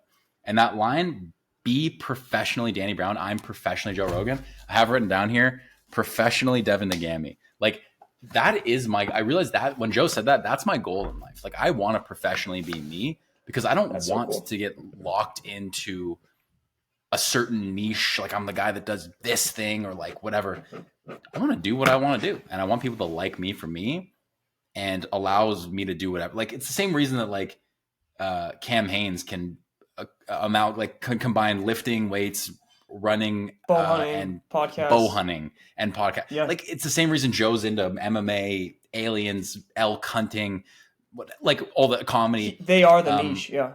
They are the niche. That's another one. That's a great line. And they're probably the same thing when you boil it down, but be professionally yourself is something that's been on top of my mind. I heard that in like January of this year, so it's an old one. But when he said, I'm professionally Joe Rogan, I was like, that's badass. That's so fucking cool. So yeah, that's another learning. That's a big one for me this year. I love that. Cool. You got one? Or another one you want to share? I also thought other ones, like just like right now with this conversation, but the next one will be... Let it roll, man. End of the year, man. People want something to listen to. Sorry. Yeah, come on. Okay, cut you off. Go for it. No, you're good. The definition of learning from Hormozy. And dude, this hits hard. This is so good. I have one from him too. Still working on today and every day. But as he defines it, from what I'm aware, it's same, or like, I also just think similar, because like not every I think people could argue like not every situation's the exact same. So like same or similar context or like situation, circumstance, new behavior. So if you are in the same situation, same context, similar, and your behavior doesn't change, then you did not learn. Mm. So to learn. What's an example of that? If give an example, like reading a book or something, or Yeah, so like the one that finances or comes something. to my mind is like right now an easy one would be to track your weight. Like I say that to everybody like that if they ask me, but like if you I should like find like the Huberman thing. Like if you track your weight, you like it's been studied kind of thing. But if I convince someone or like even me, right, that I know that if I track my weight, even anecdotally, like through my own experience, and when I do that, I keep my weight in check the most, and then I wouldn't do it, right? Like if I do it, then I would learn. Like if I do it every single day, I would change my behavior and then I would learn, right? If I thought it was gonna Right. like benefit me, right? And if I Versus didn't, if you didn't do it. then I didn't learn, right? I might know that, I know that, or like I have the education of that, but if I don't apply it, then I didn't learn. I think making Right. that It distinction doesn't. is It doesn't matter what important. you know. Yeah, not inherently. Unless you apply it, um, then it doesn't affect your life as much as it could. Obviously, like you gotta. The best I've heard on this is No. like I think it's from. Is it from Hell Yeah or No? From like Derek Sivers about like inspiration, like breathing in, breathing out. Like when you kind of touched on it from like David Senra, like when you read it through the frame of like what lesson could I take from this, and then also like how do I apply it moving forward. I heard it from David, and he went on My First Million. He almost said the same thing as Hormozy. He's like, I'm reading all these books, and I figured out like if I'm paraphrasing, but like if I don't apply any of this stuff, then I'm not learning. Right? I'm just like reading these books or whatever. So inspiration also, I guess it means like you're breathing in, like breathing in and breathing out. So if you're reading something and you think it's applicable to your life, you breathe. And this I'm like speaking to myself right now. Apply it. That's another thing too. I'm gonna write down like I think I'm sure he's talked about this in some way, like feedback loops and like implementing something like really soon. Because I'll Mm. find myself like, oh yeah, I read that. I forgot to use it. Right. Yeah, I've been guilty of that for the last several years of my life. Still am, but to a slightly lesser degree these days. Very slightly, but I used to just read. That's all I did. Mm-hmm. Just read Yeah. more books. Never applied. So I guess yeah, it and by also that, depends. Go ahead. no, I was just gonna say with the definition that you provided from Alex, it's like I didn't learn anything because I Yeah, didn't if you would have, change yeah, anything. The context changed and the behavior stayed the same. yeah. Right? I think Yeah. fundamentally too. Yeah, I thought about this like a Warren Buffett and a Charlie Munger. They read all day, or like Charlie read all day, or Warren now still does, from what I'm aware, and it's from Hormozy too. But like output equals volume times leverage. So like those guys, they can like read all day, be quote learning all day, reading all day, and not make a decision for like a year, right? And I guess you could define that as like changing behavior, like they made this new decision. But since they operate with such leverage, like if they make this one decision, it's so big because of how much capital and money that they're working with, how many resources they have. That works. But if you don't have that, change your Then behavior, you gotta I guess, quicker. Yeah. put more reps in. Yeah, quicker. Yeah. Yeah. Yeah. I guess it still applies to like everybody, but yeah, if you think it's valuable and test it right away. Like I think I heard from Tom Billy, but like if you read it in the morning, like implement in the afternoon, something like that. Like get the feedback loop quick. Yeah. Vin, I don't know his last name, Vin Gone, or he's like the kind of the Vin. He's the Yes, that vocal guy's coach. good. Vin Gian Giang. and Vin is VINH, and then GIANG. Sorry. Yeah, he talks about he said the same thing on stage. Is like every time I read a chapter, at the end of the chapter, I will write down how am I going to apply this into my life. That's a good rule. So it's actionable. I've tried to do that recently, but sometimes you're reading, I'm like, and this is also something I learned from a friend of mine because he said he did that. I'm like, he's like, some chapters you say, I will not apply any of this. Like that is the application in a sense, right? Like if you read a chapter and you don't think it's valuable or it's going to be valuable, or it just doesn't resonate with you, not your specific period of life, or if it's whatever, literally writing, this is not applicable to me at this moment. Like that is in a sense, like, okay, you've taken that and like, now that's you can an move action. on to the next thing. It is an action. Exactly. So you don't have to apply everything, but you have to understand that you have to first understand what you can and cannot apply. And then after that, you can go back and That's a great point. But yeah, if it is applicable, if you think it will improve yourself, if it will get you closer to your goals, like, yeah, get that feedback loop closer. Yeah. Or smaller and then apply it right away. Yeah, I think that's that might be number one learning this year. Yeah, if you don't apply, if your behavior doesn't change, then you didn't learn. At least to myself. Yeah. So no, I mean for sure. And I mean let's make that a goal for both of us. Like gotta just apply, gotta apply. Yeah, gotta apply. This is the last one I have written down. I didn't even write this down initially, but it is a huge. I did have it written down in my 2023 lessons page here. I just didn't have it written down in my notes, but it was a big one, and we talked about recency bias, and this was about a half a year ago, so I guess it's over half a year ago, so I forgot about it. But Fear Setting by Tim Ferriss, genuinely, I will say changed my life this year. I quit my job on the basis of that question of Tim Ferriss's fear setting exercise. Essentially says, what's the worst that can happen? And beyond that, there's a secondary question that goes, if that does happen, if the worst case scenario happens, what can you do to repair those damages? And through the frame of me quitting my job, I genuinely was like, I'm going to be a bum. I'm not going to have a job. Everyone's going to think I'm a loser. And it's okay. But most people stop right there. That's where they stop thinking about it. Tim then goes, okay, what can you do to repair that? And that question of his exercise made me realize, and you also as well, you had helped. I remember one specific phone call I had with you that was a meaningful shift for me mindset wise. But Tim talks about like, what can you do now? Like, okay, your life's shit. Now what? And when I thought about it, I don't have a job. Let's just say I'm living at home or whatever. I have no income coming in. People think I'm a loser. I threw away everything. Okay, what now? Oh, well, I could just go get the same job that I had. Mm-hmm. Like maybe I'd take a little bit of a pay cut. Like I could just like not the same company, but like I could get the same job. I have all the experience and the skill set. Similar. And I'm like, oh, okay. Like as soon as I realized that, I'm like, oh, okay. Like there's like I'm not gonna have this job, but I could have the same title somewhere else. Maybe I'd sacrifice a few $1,000s and a bit of social status. Okay. I will survive. Dude, I will survive.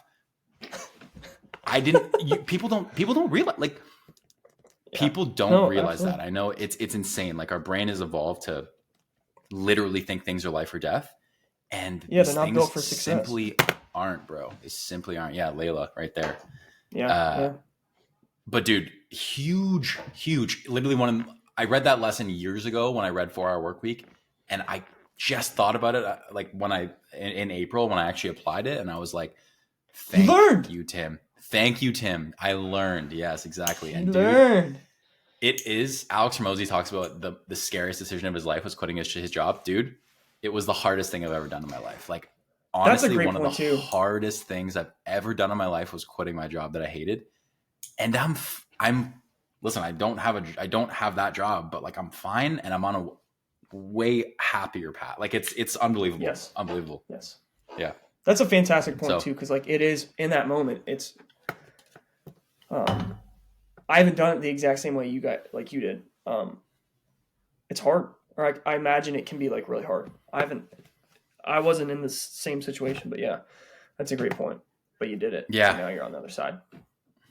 Hey, and once again, even now, like 8 months removed, like I was a BDR, like I I have 2 BDR roles under my belt, like whatever, over a year. Like I could probably You go could and go be a back to that. BDR if I wanted Yeah. to, which I don't. Yeah. That's okay.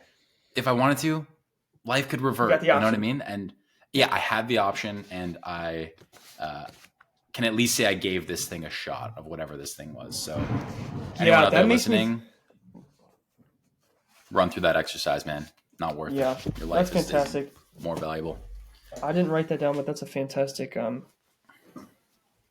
thing to consider and exercise to do. Makes me think of just because we talked about him today, Jeff Bezos. Similar thing, but he calls it like the regret minimization framework, and it's the same kind of thing. And I saw a clip on it. Maybe it was last night. Him starting Amazon, and I'm paraphrasing, but like when he's 80, he's like, I'm probably not going to regret trying to do Amazon or like starting a company and it failing, versus staying at that job in the same position, like making, I'm sure still really good money, but he would probably regret that versus like quitting, having it fail, not taking the chance. So yeah. That's good. Yep. Yeah, man. It's huge. Good one. Cool, dude. Yeah, you have any more? That was it for me. I know you have a bunch more, but if you have a couple more you want to list off. I've read all these written down too. This is good. You can either I would give you 1 or 2. I mean, we can go super long if you want, or we could just dig into a few, or we could talk them all. I don't know. I'll say them all real quick, and then any of them. No, go through them one by one. Go through them one by one. All right. Well, this was pretty recent, and it's something that I guess.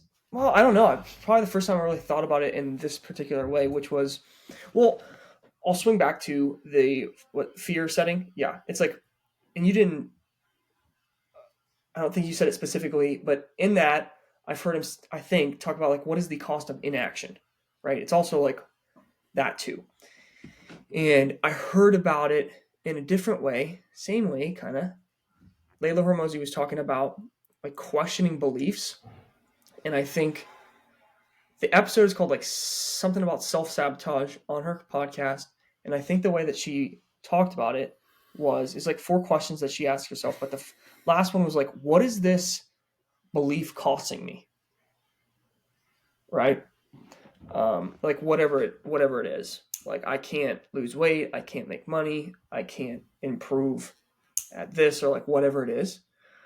And then I also thought about Alex, where like people have excuses like, oh, I can't do this because of like whatever. And then he'll be like, and now what? Right. I'm paraphrasing this too, but yeah. Right. When you're like, yeah, okay, you'll never succeed. Dude. And you're like, people are like feeling bad to see him being like, okay, yeah, you're screwed. You'll never lose weight. I think people will be like, snap out of it. And they'll be like, wait, no way, dude. I can do it. Right. So questioning your beliefs, like, what is this belief? What is this mindset costing me? Like, if I just continue thinking this way, what will happen?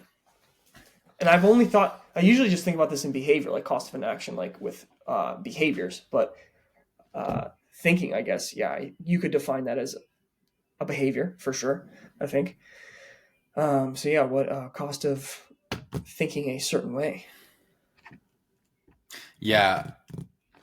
The thing that scares me about that is the fact that you don't know what you don't know. We talked about that earlier, but like, I would love to be like, okay, like show me all the things that I believe I can't do. And I'll just like, it's like, I don't even know what I believe I can't do.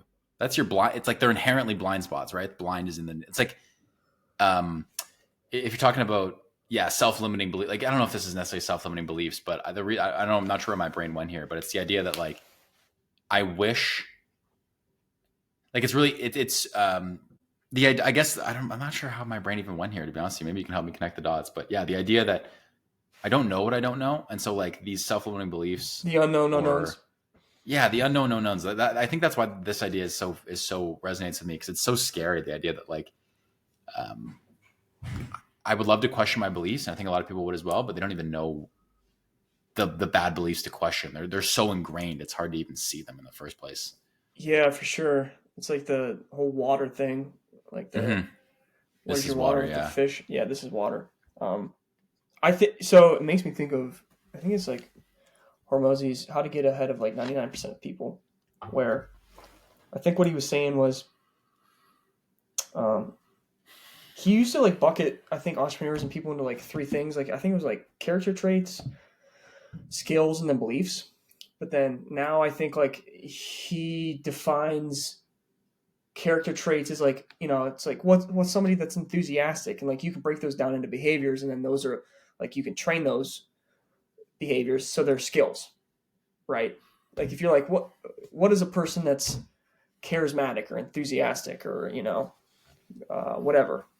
I don't know. Yeah, could be anything. And then you break those things down into like, okay, those traits are probably actually like 7 different things.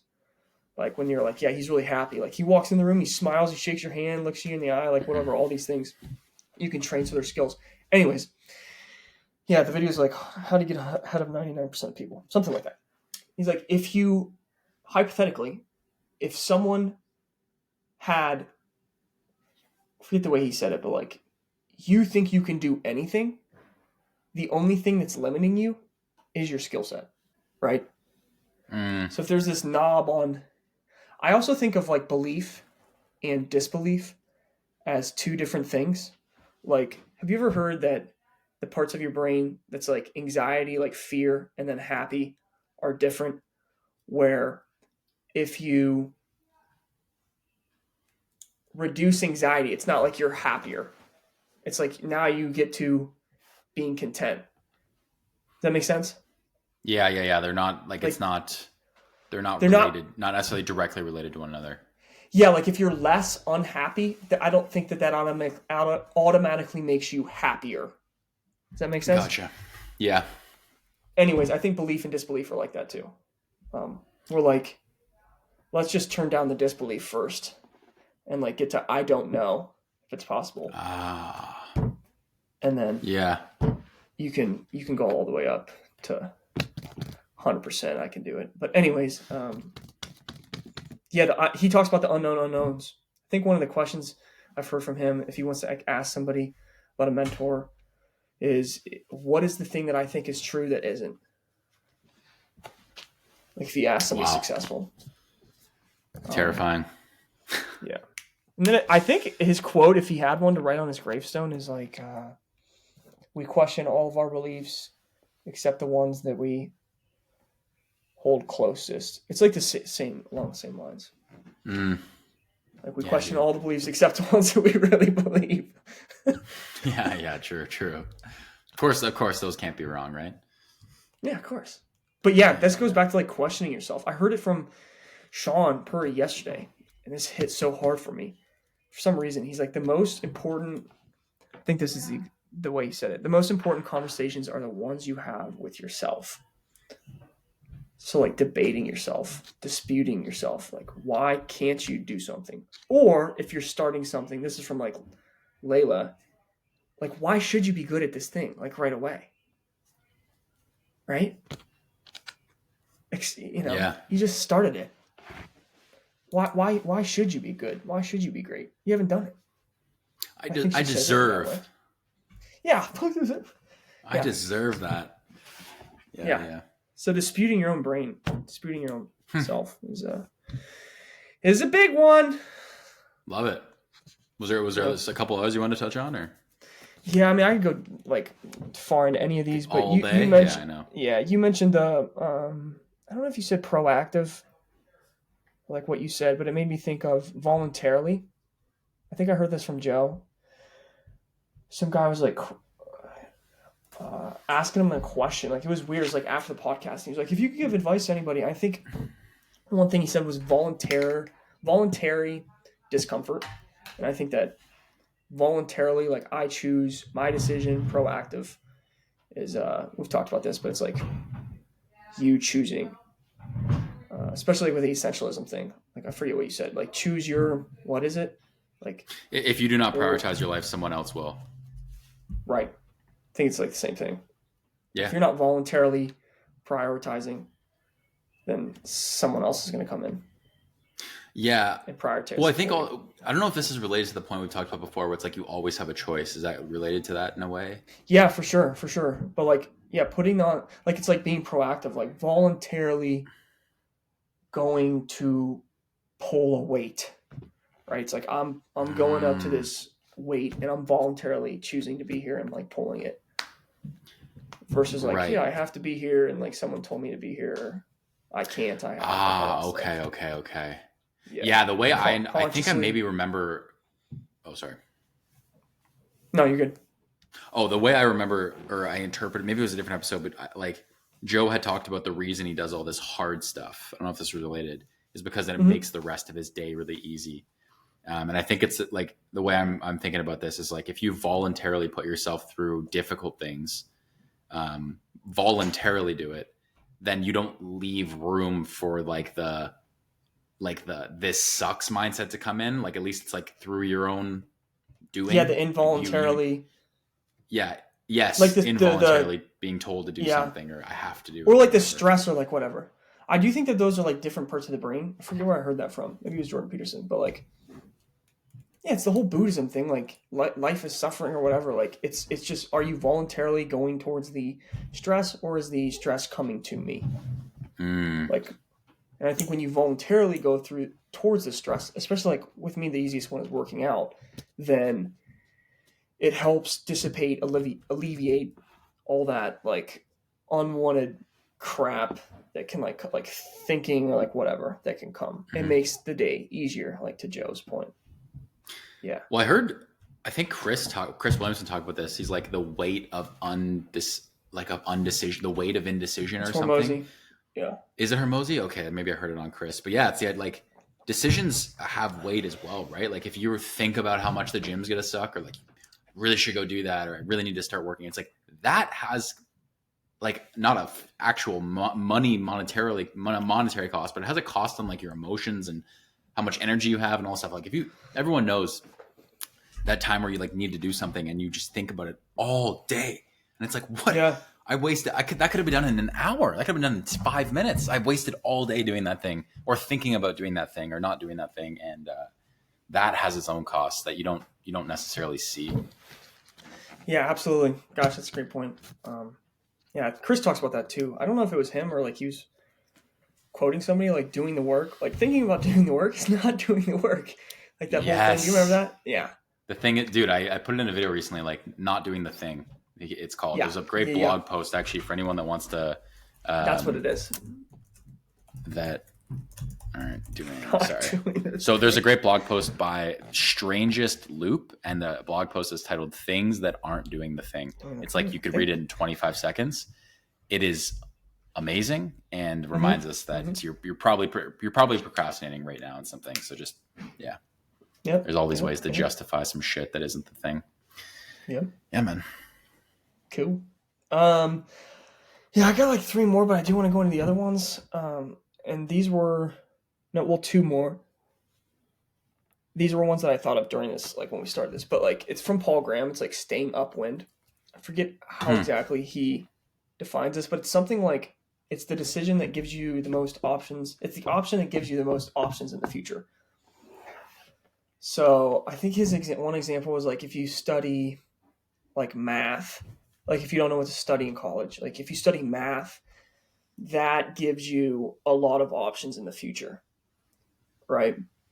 Or like with me, I'm thinking about like right now, like if you work with like really smart individuals, God, this is another like learning this year of like team, the importance of environment, of like who you surround yourself with. And if you surround yourself with smart, hardworking, like people that you admire, like individuals, then that'll give like the best chance of success in the future. And it makes me think of, I didn't write this down, but like system thinking. God, this is like a top one. Tim Ferriss, like not maybe assuming, but like a lot of projects probably have a high probability of failure. And I think he says like, it's not pessimism, it's practical realism. But if this thing fails, what are the skills and relationships that will transcend out of this, that will probably snowball into further successes down the road. And then also, are you excited about the thing, right? That'll make you want to do it. Visceral excitement. I think that's what he said. But then skills and relationships that will, like, even if this thing doesn't work, like this, like I was telling my buddy, like this podcast, like if we get 5 views, like who cares? But I'll become a better, what I think or hope, I'll become a better communicator. I'll ask better questions. It's pretty much the same thing Tim did, like starting his podcast. Yeah. Dude, I don't know if you feel this way. We've been doing this. I know there's only 3 episodes visible to people if you're listening to this right now. We've done dozens in the back catalog before this. I already feel like I am better at whatever this is. I don't even know, like just asking follow-up questions or articulating thoughts than I was. Like there's already, I could see a tangible improvement. Like it seems, I think at least. I don't know if you feel the same way. Absolutely. Yeah, for sure. This makes me think. My one buddy called me up and when we released it, and one of the things, like right now, I should put more conscious thought to this. Like when I think about interviews, podcasts that go really well are the ones where whoever's talking, the other person is just like actually listening. And what I mean by that is that they're not going, yeah, yeah, whatever. All that stuff, whenever I hear that, I'm like, like it's a terrible, it depends on like to what degree. Gosh, this is another thing, continuum thinking. But when the other person is just quiet. So that's a thing that I think I've been getting better at, and right now putting conscious thought to, like whenever you're talking, listening and just not talking. I will compliment you on this. You are so much better at that than I am. You're proper at that. I've noticed. I don't know if it's been more recently or just in general, but I will notice that whenever you're talking, whenever I'm talking, you're not. And from a listening standpoint, like maybe if you're talking to your friend, like just on the couch, I don't know. Maybe that's a good skill in general to have. I'm not sure. Obviously, like you said, there's contexts and times where like you would maybe want a little verbal affirmation or whatever it is, for sure, confirmation. But there you go. But yeah, you're good at that, man. I've noticed that actually. Now you mention it. Yeah, appreciate it. Yeah, it makes me think of the best person that comes to mind would be Joe for this. So, Rogan. You know what's funny for me? The guy that comes to mind is and I maybe just because I'm a huge fanboy, but dude, Chris is radio silence. Absolutely. Radio silence. But yeah, Joe too, man. There's been times where I'm like, Joe, are you there? Like it's like guy like 15 minutes rambling and Joe's like, then he'll go, sometimes the guy, like whoever I'm thinking will be like, oh, I'm sorry he'll be like, no, keep going. Like I'm like, yes, I'm listening. Joe does do this sometimes. He goes, I noticed that once in a while. What you got? I mean, whatever. But he does. He goes, or you know what he does that after the guy kind of finishes his thought, and Joe like either doesn't know what to say or is just letting that kind of sink in. But he goes, yes, he will do that. Yeah. Jamie, pull up that elk video. No. You know, he jumps. Jamie, pull up that video of that bear eating that guy. Yeah. No, that's so true. Yeah, I don't even know how we got to that point, but no, dude, huge. Staying upwind. We came, Yeah, I'm not sure how we went. Leave the options. We went down that river and leave the options for the most options open, and then you went to make this systems. Something that is going to be valuable regardless of the outcome, and then we went to that. System thinking. Yep. One thing also that's improved. One thing that's also improved, I think, between us has been, and a lot of podcasters long form have this, is ability to recall things that you meant to bring up in conversation, memory recall, quotes to whatever. Yeah, all that stuff. This is good. I think a couple of the main things that are good from this podcast, one of the main things for me is like having to re-explain the things I've learned to you so that you can understand them. And then also just having to recall things like that off the cuff that I didn't come prepared for. Oh, I read this thing last week. Like just continually recalling these things. So those are 2 huge ones for me. No, that's a great point. Yeah, being able to thinking like Jordan Peterson, like articulate yourself. And then also, I guess it would be like Richard Feynman, and then How to Win Friends and no, is it from there? I think it's from there. How to Win Friends and Influence People, like explaining things like you're like 10 years old, or yeah, I think Richard Feynman talks about that the best probably. Which I actually, maybe you told me that, but like, yeah, can you explain it in a very concise, articulate way, which is super easy to understand? Isn't that Feynman? That is Feynman. That's the Feynman technique. Yeah. Yeah. But I'm sure it's been written a million times in a million different ways. Right. But yeah, for sure. I totally agree on those points. Yeah, I talked about team importance of people. And then the last one I thought of, which is it is a quote, but it's a learning, I think, right now, thinking about stress grows me, but it's not the only way. I'm paraphrasing. Stress grows me, but it's not the only way that I can grow. It's from Huberman, which I really appreciate. So what does that mean? You're going, yeah, like I've thought about, like you're going into the gym, like that's like voluntary stress, like it hurts, it's like physical and all that. Even like, you know, you're doing anything like a mental task. It could be whether it's like a podcast or like you're learning about something, you're reading a book, like whatever, like there's a struggle there, right?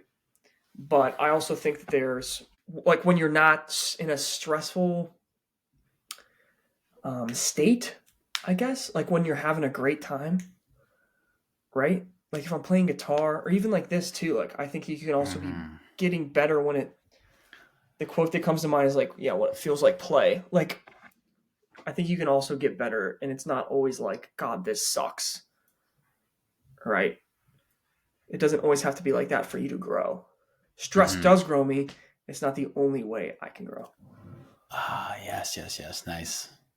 Yeah, it almost justifies, like, not necessarily downtime, but I was reading, do you know Yes Theory, the YouTube channel? Maybe you've said it to me. My friend got me their book, and I don't know where it is now. Anyways, I just read it. Very consumable, but he talked about their content creators, and one of the things he mentioned is like,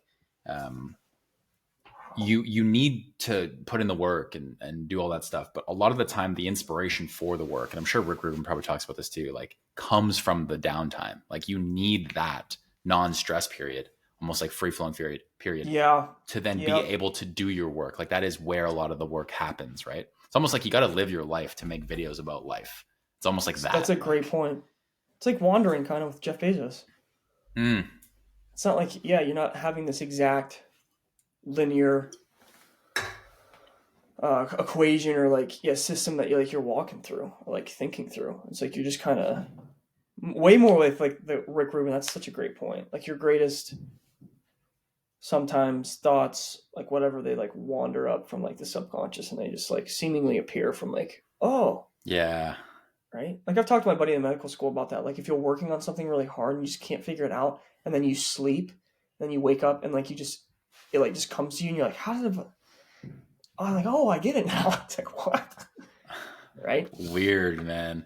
Yeah, it's weird. I've heard Huberman, I forget what guy he was referencing, but like the subconscious is like that's the supercomputer. Like that's the conscious mind is like the tip of the iceberg, where like the subconscious is like that's where all the magic shit's happening.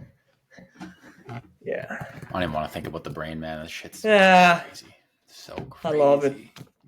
I love it. It is crazy. Was there any more you wanted to tag on there?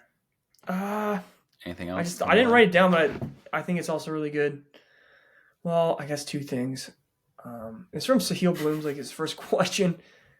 What did you change your mind on? And well, I guess three things now, but a lot of mine were like just the importance of things, like values, environment. So this goes into one of my favorite frames. God, I don't know why I didn't write this. I did write down now, but like continuum thinking, like things aren't 0 or 1. It's like to what degree, right? So it's not like I'm bad at guitar. Like it's like, you got the John Mayers and the Tommy Emmanuels and whoever else, Jeff Beck's, Like that's 100 or however you want to define that. And 0 is like, you don't know anything. And you can fall anywhere. I feel like 0 to 100 is really easy. So not thinking in zero or 1. So like the importance of like when that question, I first thought of that, I'm like, does that mean like complete opposites? Right? Like I thought left, and now I'm like thinking right or north or south or like whatever it is. But I think it's also to what degree. Like I changed my mind on like to what degree things are important, if that makes any sort of sense. Yeah. We've talked a little bit about continuums in other places. I'm trying to remember exactly where, but it is nice to know. I mean, you hear it a lot in like, I guess, politics, not that I'm super involved in there, but like people a lot of the time subscribe to like one way. It's like I'm either left or it's right. But then a lot of people are like, you can like have a mixed bag of values, right? Like it doesn't have to be this, you are this or you are this. And unfortunately, that is how a lot of people, not even in a political sense, just in general, like people want to like categorize you in a certain thing. But it does not have to be that way. You be you, you know, all your sorts of things. Sure. And yeah, it applies to everything, learning, getting better at something, skills. It seems to be a continuum, like you said. Yeah. So, yeah, I think maybe there's one more thing, but yeah, those for sure. Continuum thinking. I'm glad I thought of that. That's one of the best things I've picked up on this year. Yeah. It's not 0 or 1. It's like to what degree. Right. It didn't fail. It's like it just kind of didn't work at all. Right. And the easiest thing that would come to mind would be like, yeah, you fail a test, right? But it's like, I haven't taken one in a while, but I think it would depend on the class and how many tests you take. But like, if you quote failed the test and you got like a 50 out of 100, right? That would be failing. That wouldn't be good.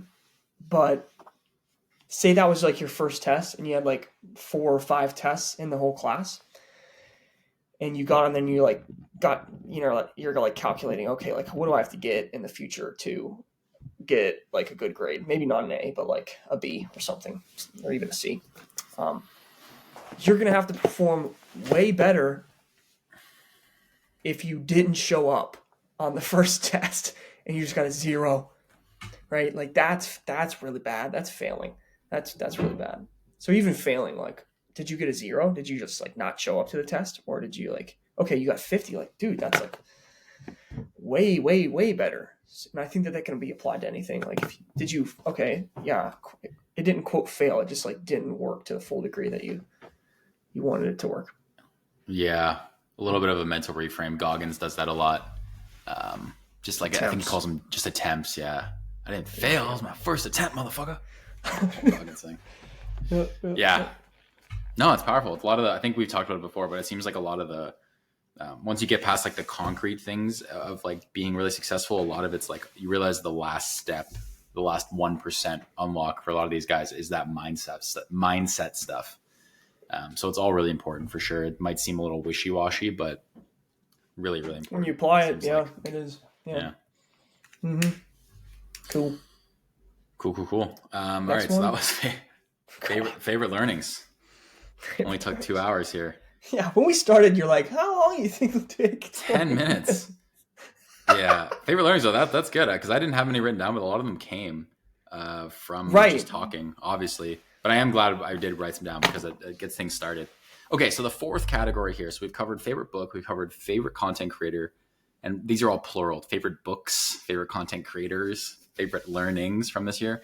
I wanted to cover favorite quotes. I know these are going to be tied in specifically or kind of loosely to favorite learnings, but there are some quotes specifically that just like really well written or whatever it might be.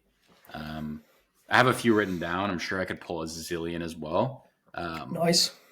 But yeah, I have a few. I don't know. Do you want me to go first? You want to go first? Yeah, start it off, dude. Okay. My favorite one by far this year, not by far, one of my favorite quotes is from Mark Manson, who was the author of The Subtle Art of Not Giving a Fuck and several other books. He has a newsletter called The Breakthrough, and he has one a week, and they're on like a certain subject. So maybe it's on like expectations, or it's on like goal setting, or whatever. It's like specific that week. And usually around that theme, he'll give you a couple quotes or ideas, a couple of questions to ask yourself. I'm not sure exactly when this email was sent out. I think it was quite earlier in the year, but it's on the idea of the limitations that others are placed on you. And he has 2 quotes that were in it, but the one that I really liked was, when someone says you can't do something, what they really mean is that they can't do it. People put limitations on themselves to protect themselves from the disappointment of failure. They then believe they're helping you by sharing those same limitations with you. Therefore, they will feel threatened when you challenge those limitations or prove them wrong. Hormozy talks about this a ton. Like they cheer for you on the way up, and they try to break you down when you're on the top or whatever, right? Like you achieving ahead of you. Sorry to interrupt. Yeah, if they're like, when you're on the way up, I think what it is like, as soon as you quote pass someone, like when you say on top, I think what that really means specifically is like whenever you're ahead. Yes, good distinction. And what because the second part of the thought from Hormozy that I liked is like the idea that when you're ahead of them, correct, not on top, when you're ahead of them, you remind them of their dreams that they never chased or accomplished or whatever. And anyways, I heard this Mark Manson quote before I heard the Hormozy thing. I think it was quite early in the year, like I said, but I just love the idea that like people place limitations on themselves, and then they believe they're helping you by sharing those same limitations. Oh my gosh. And it's just crazy, man. Like, not that like I've like fucking got haters or anything, but it's just like, it is a helpful reminder that if people are kind of hesitant, it's like, oh, like that's probably why you don't believe it, or like you don't think I can do it. It's like, because you don't think you can do it. Yeah, that's really interesting. I'm gonna have to think about that, and like if I ever hear anything in the future, learn, apply, think through that. I also think too, to add that, I think it's also they are also protecting themselves. Well, they have to justify why they're not doing the thing that they want to do. For sure. Right? It's like, oh, well, you can't do that. Stupid, dumb. It's like, well, because then I'd be doing it if it was smart, right? It's like, no. Right. No. So, because you said, they're protecting, like, they feel like they're protecting you. Yeah. But you're right. But I think it's both. Yeah. Wow. Yeah, dude. That's interesting. So that was a huge one. I really loved that quote. It's just like, as soon as I read it, I was like, whoa. That's like, I wrote it down the day I got it, and I was like, that's going to, whenever that pops back up, that's popping back up. Shared that with a few people this year. That's one of them. I got a few more. We can hand it back and forth here, though. Yeah, I can do one. I guess mine would be, well, I guess it's a question is a quote, right? Yeah. As long as it's got quotation marks around it, man. Yeah, this is true. This would be, it's a question. I think questions are maybe more powerful than quotes too, just in general. Like, I think it's like a Tony Robbins thing too. Like, the quality of your life is like the quality of your questions. But like, it is wild too. Like, I do think about that. I was talking to my buddy in med school yesterday. Like, your brain is like Google. Like, if you ask it a quote dumb question, and I guess I'll take this from like Tom Billy, but like, I'll define dumb as like it's moving you away from your goal, right? Although I do think anything like the Stoic, like nothing's good or bad. Like, thinking makes it so you can like turn any question or answer, I think, like right now thinking about it, like into a positive. But anyways, this is a question, and it's from Layla Hormozy. It's from I saw like some YouTube short of it, and I'm like, where's the long form of this? It took me forever, what seemed like, but I found it, and it's Layla Hormozy and Graham, I don't know how to say his last name, Cochran, something. How to reinvent yourself for success. And I've heard her talk about it in a similar way, but the question is, I think I got this down right on point, which is, how can I engineer my environment to make it as easy to win as possible? And God, I love that question. And I thought about it more, and I don't think it's like when I heard easy initially, I'm like, okay, does that mean I'm going after easy goals? I don't think it's that.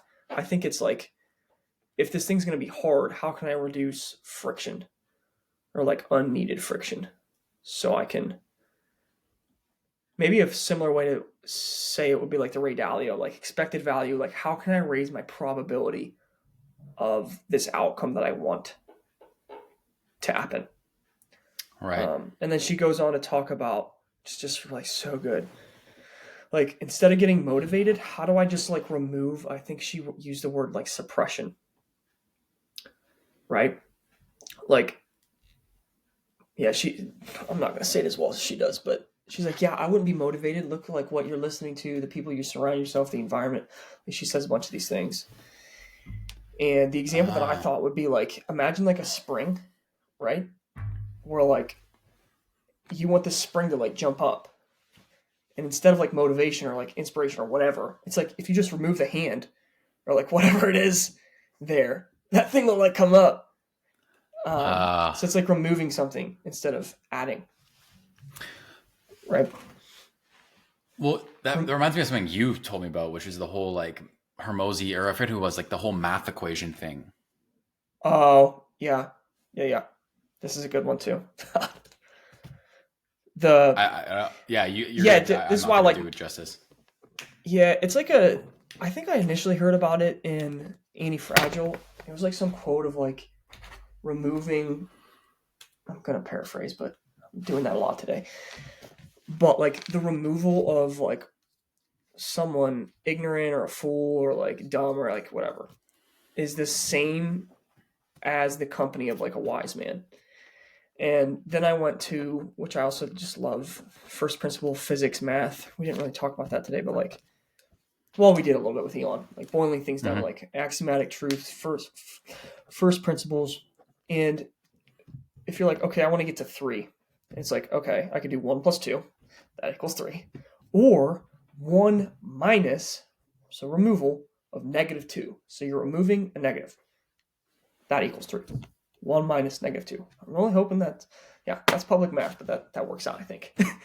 And it's the same thing, like I think that Layla was talking about, where like you're removing a negative, and that will free you up to do more. And it was also an Anti-Fragile where I think he says like pros focus on like removal. I think it's like via negativa. It's like some fancy way of framing it. Right. But it's like the whole Michael, we've talked about this. Like your Michael Jordan, it's like, well, he's a little bit different, but like you're not going out to the club. You're not like staying up late. You're not like eating junk. It's like, what am I not doing? Which is inversion thinking also. Charlie Munger, Albert Einstein. That's another great one. God, there's a lot. Yeah, dude, that's so good. I don't know why I literally just read a James Clear newsletter this morning from Thursday, and he had a great quote there, and it was, the amateur does not know what to do. The master knows. Sorry, the amateur does not know what to do. The master knows what not to do. And I feel like it's, once again, it's like the removal of the negative, right? It's like, the removal of the negative. Like you know what to not do, and that's in a lot of ways almost better than knowing what to do. Yeah, for sure. I heard, gosh, that makes me think. I just saw it. Maybe it was today. It's a clip with Patrick and David, and he was talking about Charlie Munger. And I think I don't think he talked to his kids, or if he was referencing someone talking to Charlie Munger's kids, which are now, I would imagine, like maybe 70 years old or something. And That's so funny to think about. I know, yeah.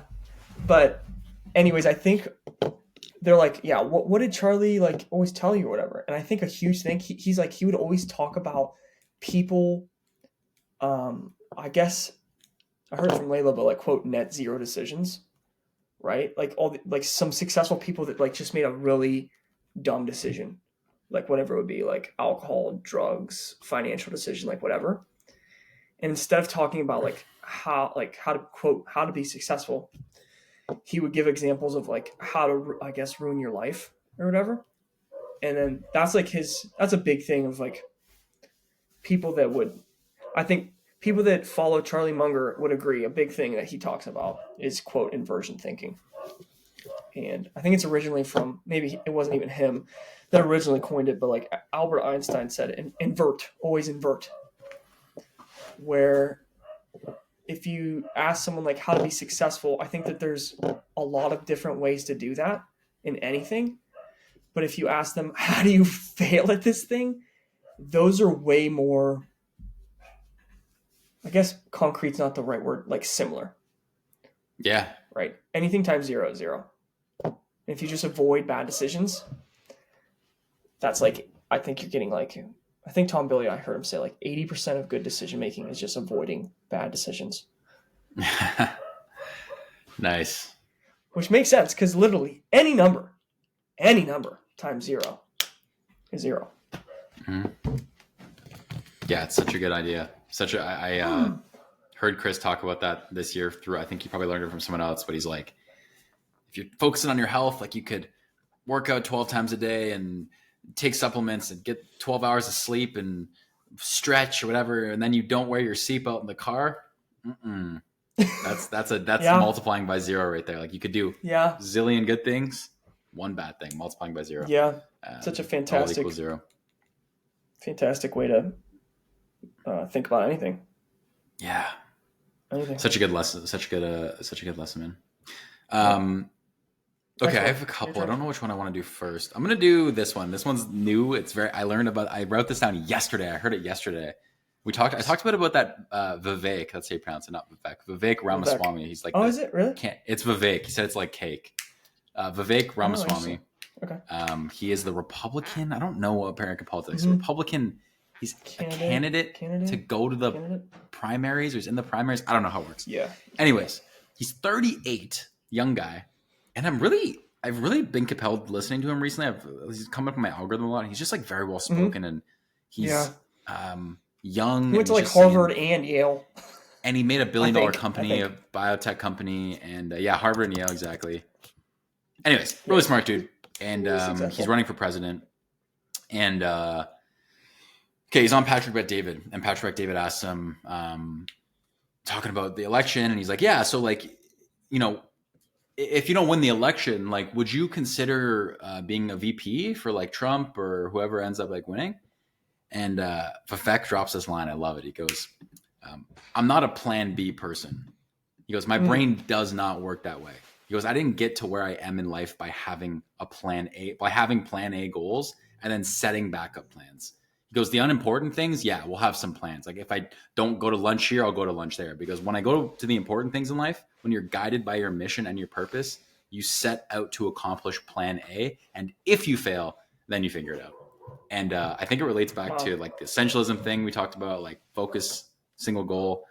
I don't know, just really stuck out to me. It's like, I know people talk about like, you should mitigate, you should, prepare for risk. Like you got to prepare for the unknown. And there's, once again, everything has two sides to the coin. I just love this idea of like, I'm not a plan B person. And it's true. Like this guy didn't get to where he was today because he's like, well, if this biotech company doesn't work out, then I guess I'll go back to my job. It's like, no, he's like, this is going to work. Like I'm going to make it work. And I see a lot of the parallels with like a guy like Elon because I read his book this year, but it's like, I didn't have a backup plan if fucking Tesla didn't work. Like that was going, you know what I mean? Like he was making that shit work. Like one way or another, he made it work. And it just seems like a lot of high accomplishing people or big, I don't know. I'm trying to think. I'm getting lost for words here. Guys who do a lot in their life. They think like this. It's like an absolute. It's like, even from, this is going to work.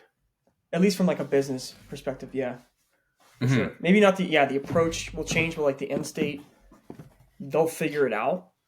I guess this like reminds me of it's another good thing I guess read and listened to, like determination and grit. Like I've heard that term in the past, but like I think Paul Graham talks about if you had two founders and I think the two characteristics were like intelligence and then determination, and both of those were 100. If you turn the determination down like to like 0 or whatever, and the guy's like a super genius or whatever, a person's a super genius, it won't work. But if you have someone that has like even like moderate to like even low intelligence, but the determination is high, it'll work out. It might not be like the fanciest startup, but like he might own like $1 million, like he might like own a trash company, or like, not that that's easy either. or like a landscaping, maybe just a simpler, like whatever it is, roofing company or whatever. But he's gonna get it to work. Car detailing, yeah, a mechanic, whatever it is. Yeah, he's gonna get it to work. And then you have guys like Elon or Vivek. Vivek, yeah, I know. Yeah, he says he doesn't care. Their intelligence and yeah, their exactly. Determination and intelligence. Yeah. That's deadly. That's real deadly. Yeah, that'll work. I think I heard on Lex. Sorry, I was just gonna say I heard on Lex. I think Elon was like, it was something like Lex asked him about like optimism or pessimism, and I'm paraphrasing, but Elon's like, it's like optimism, pessimism, screw that. We're gonna get it done. Something like that. I was like, dude, like whatever happens. That that stuff sends chills, man. Like those guys just built different. It's unreal to watch them. Yeah. Patrick Bet David was talking about Elon Musk. He's like, think about what you want. Think of what you want about the guy. But he's like, in a couple hundred or 1,000 years, people are gonna be talking about Elon Musk and like wondering what, absolutely, like, how he was here and doing these things, and we're not gonna be around to tell people what it was like. But like, he's gonna be talking. Maybe. About it. I'm just like, man, we'll see. Yeah, unless Brian Johnson figures something out. Yeah, we'll be in the computer. Yeah. So, anyways, that was the Vivek quote. Nice. I'm not playing B person. I loved it. I heard it yesterday and was like, dude, that's sick. It was just baller shit, you know? I do dig that. That is sweet. Cool. All right, let's go on from here. This is one that I thought of right before or like last night, but I wrote it down. It's the same kind of thing. It's recent. It's from Tom Bilyeu, but it's once you accept that the thing that separates you from the rest of the animal kingdom is an unimaginable ability to become. You have an unimaginable ability to become. I guess that's like a theme of this year too. I guess would be like learn, like skill development. I really do, like, yeah, it's belief or like mindset, and then just like skills, and like even I think how you think is a skill in itself, and that you have something that I've heard from Tom, which I think is really useful, is like just thinking about it in terms of like what humans can do, right? Maybe not like specifically like what Lewis can do or what Devin can do. It's just like, what is the human animal able to do? Like our key distinction, I think, from other animals, which I think most would agree, would be the ability to adapt, right? And I think that is like in the same bucket as like becoming.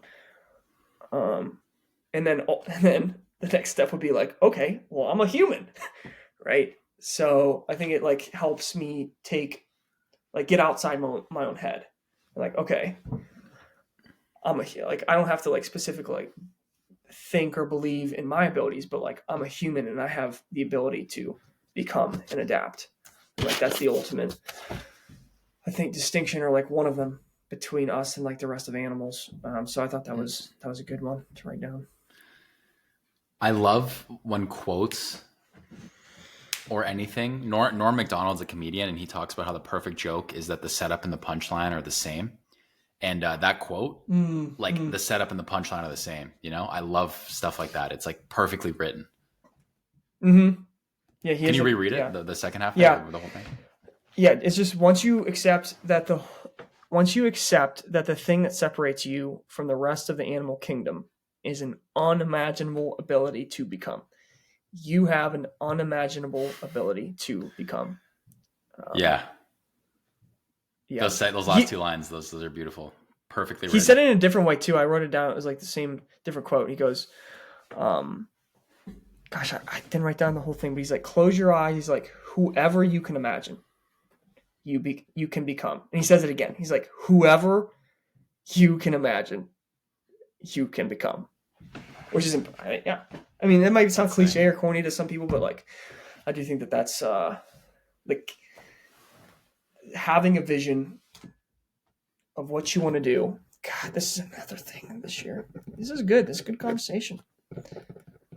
Having a quote compelling future, like an exciting thing to look forward to.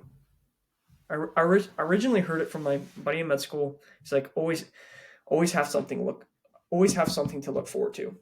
And now that I understand like dopamine and how your, I guess, positive emotion systems, mechanisms in your brain work, like literally moving towards a goal, like makes you have more positive emotion. I still don't know the exact way it works out, but now I understand more of the science of like, that's why it's useful to, even if it's like, let's get better than yesterday,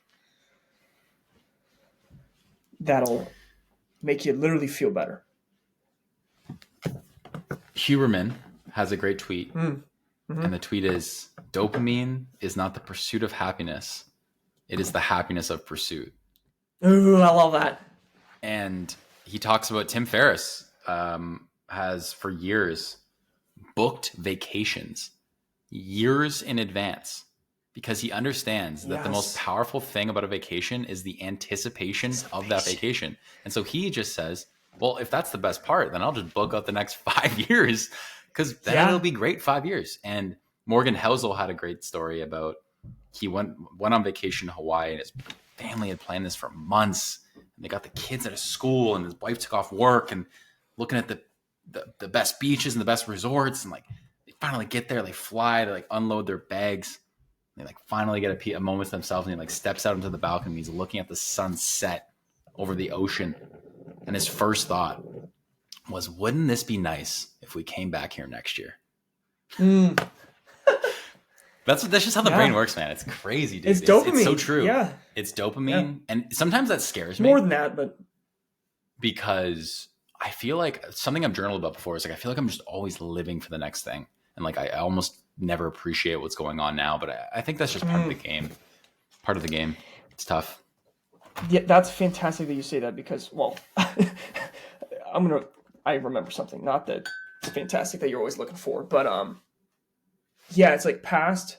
Heard this from Tony Robbins first, then I thought more about it. Like past, present, future, and then like how much are you thinking about each one? And I heard it from Tony, but like it does make, I think, like real sense. Like if you were actually driving down the road, and if you just look at the rear view mirror, like that's all you do, you're going to crash, right? Like literally. And I think it might be like the best analogy for like how much to focus on the past, the present, and the future. Where like you're anticipating, like you know where you're going, or like you think, or you have an idea, maybe not specifically, but most of the time, like you're like, okay, I'm going from A to point B. But then most of your focus is like both, I guess, like in the car and then like what you can see out in front of you. And you can define that as future or like part of present, like depending on how far you're looking out. And then you like do, I don't want to say constantly, but like frequently look at like the rear view mirror. And I guess that could be like reflection. And if you I would be really interested in seeing like people's, like if you actually had a percentage, like do they look at the rear view mirror like 10% of the time? If you could like break it up to 15, like when you're actually driving. How often do you think sorry, I thought you meant yeah. Okay, yeah. Outside like of people, driving. Yeah. No, in the context of driving, I'd say 5% of the time, maybe.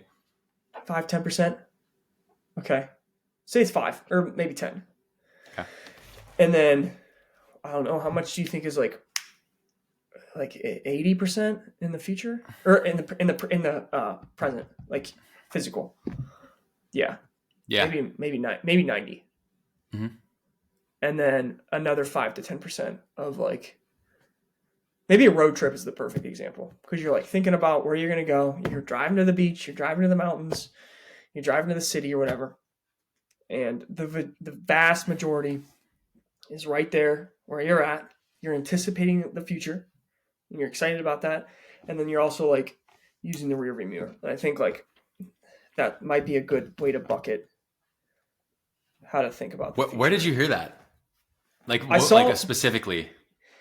Yeah, so like I went down this whole rabbit hole. God, I forgot about this. This is good. That is one of the best analogies I've ever heard in my life. That is so good. Thanks, dude. Yeah. Well, it's not originally mine, but no, I know it's not. But I just mean, like, where did you hear that specifically from Tony? Okay. Do you know? Yeah, so if you just look up like Okay, I think I originally heard him talking to Lewis Howes, Tony Robbins, Lewis Howes, and it's like masterclass, Tony Robbins masterclass on how to change your life today. Something like, best title ever. And he talks about it in that. It's the one where he has like a blue shirt on. And then I looked up this idea, like your past doesn't equal your future. Like, doesn't equal future, Tony Robbins. And there's like this one clip, if you look that up, and it says literally the past does not equal the future unless you live there. You see it? It's like a YouTube short. No, I haven't. I didn't find I tried to look it up. I didn't find it. But anyways, yeah. I'll send it to you. Yeah, later. send it over. And then I also looked, because then I started thinking, I'm like, okay, don't look at the rearview mirror all the time, but like it's certainly like you need it to drive the car. So like what percentage, right? And then I also found a different video of like, because like what I'll usually do if I hear a good idea, I'm like, who else is talking about it? And then there's this video I watched of I think it's Ed Milet. Yeah, it's 7 Symptoms of Self-Sabotage. And he said it in almost like a very similar way.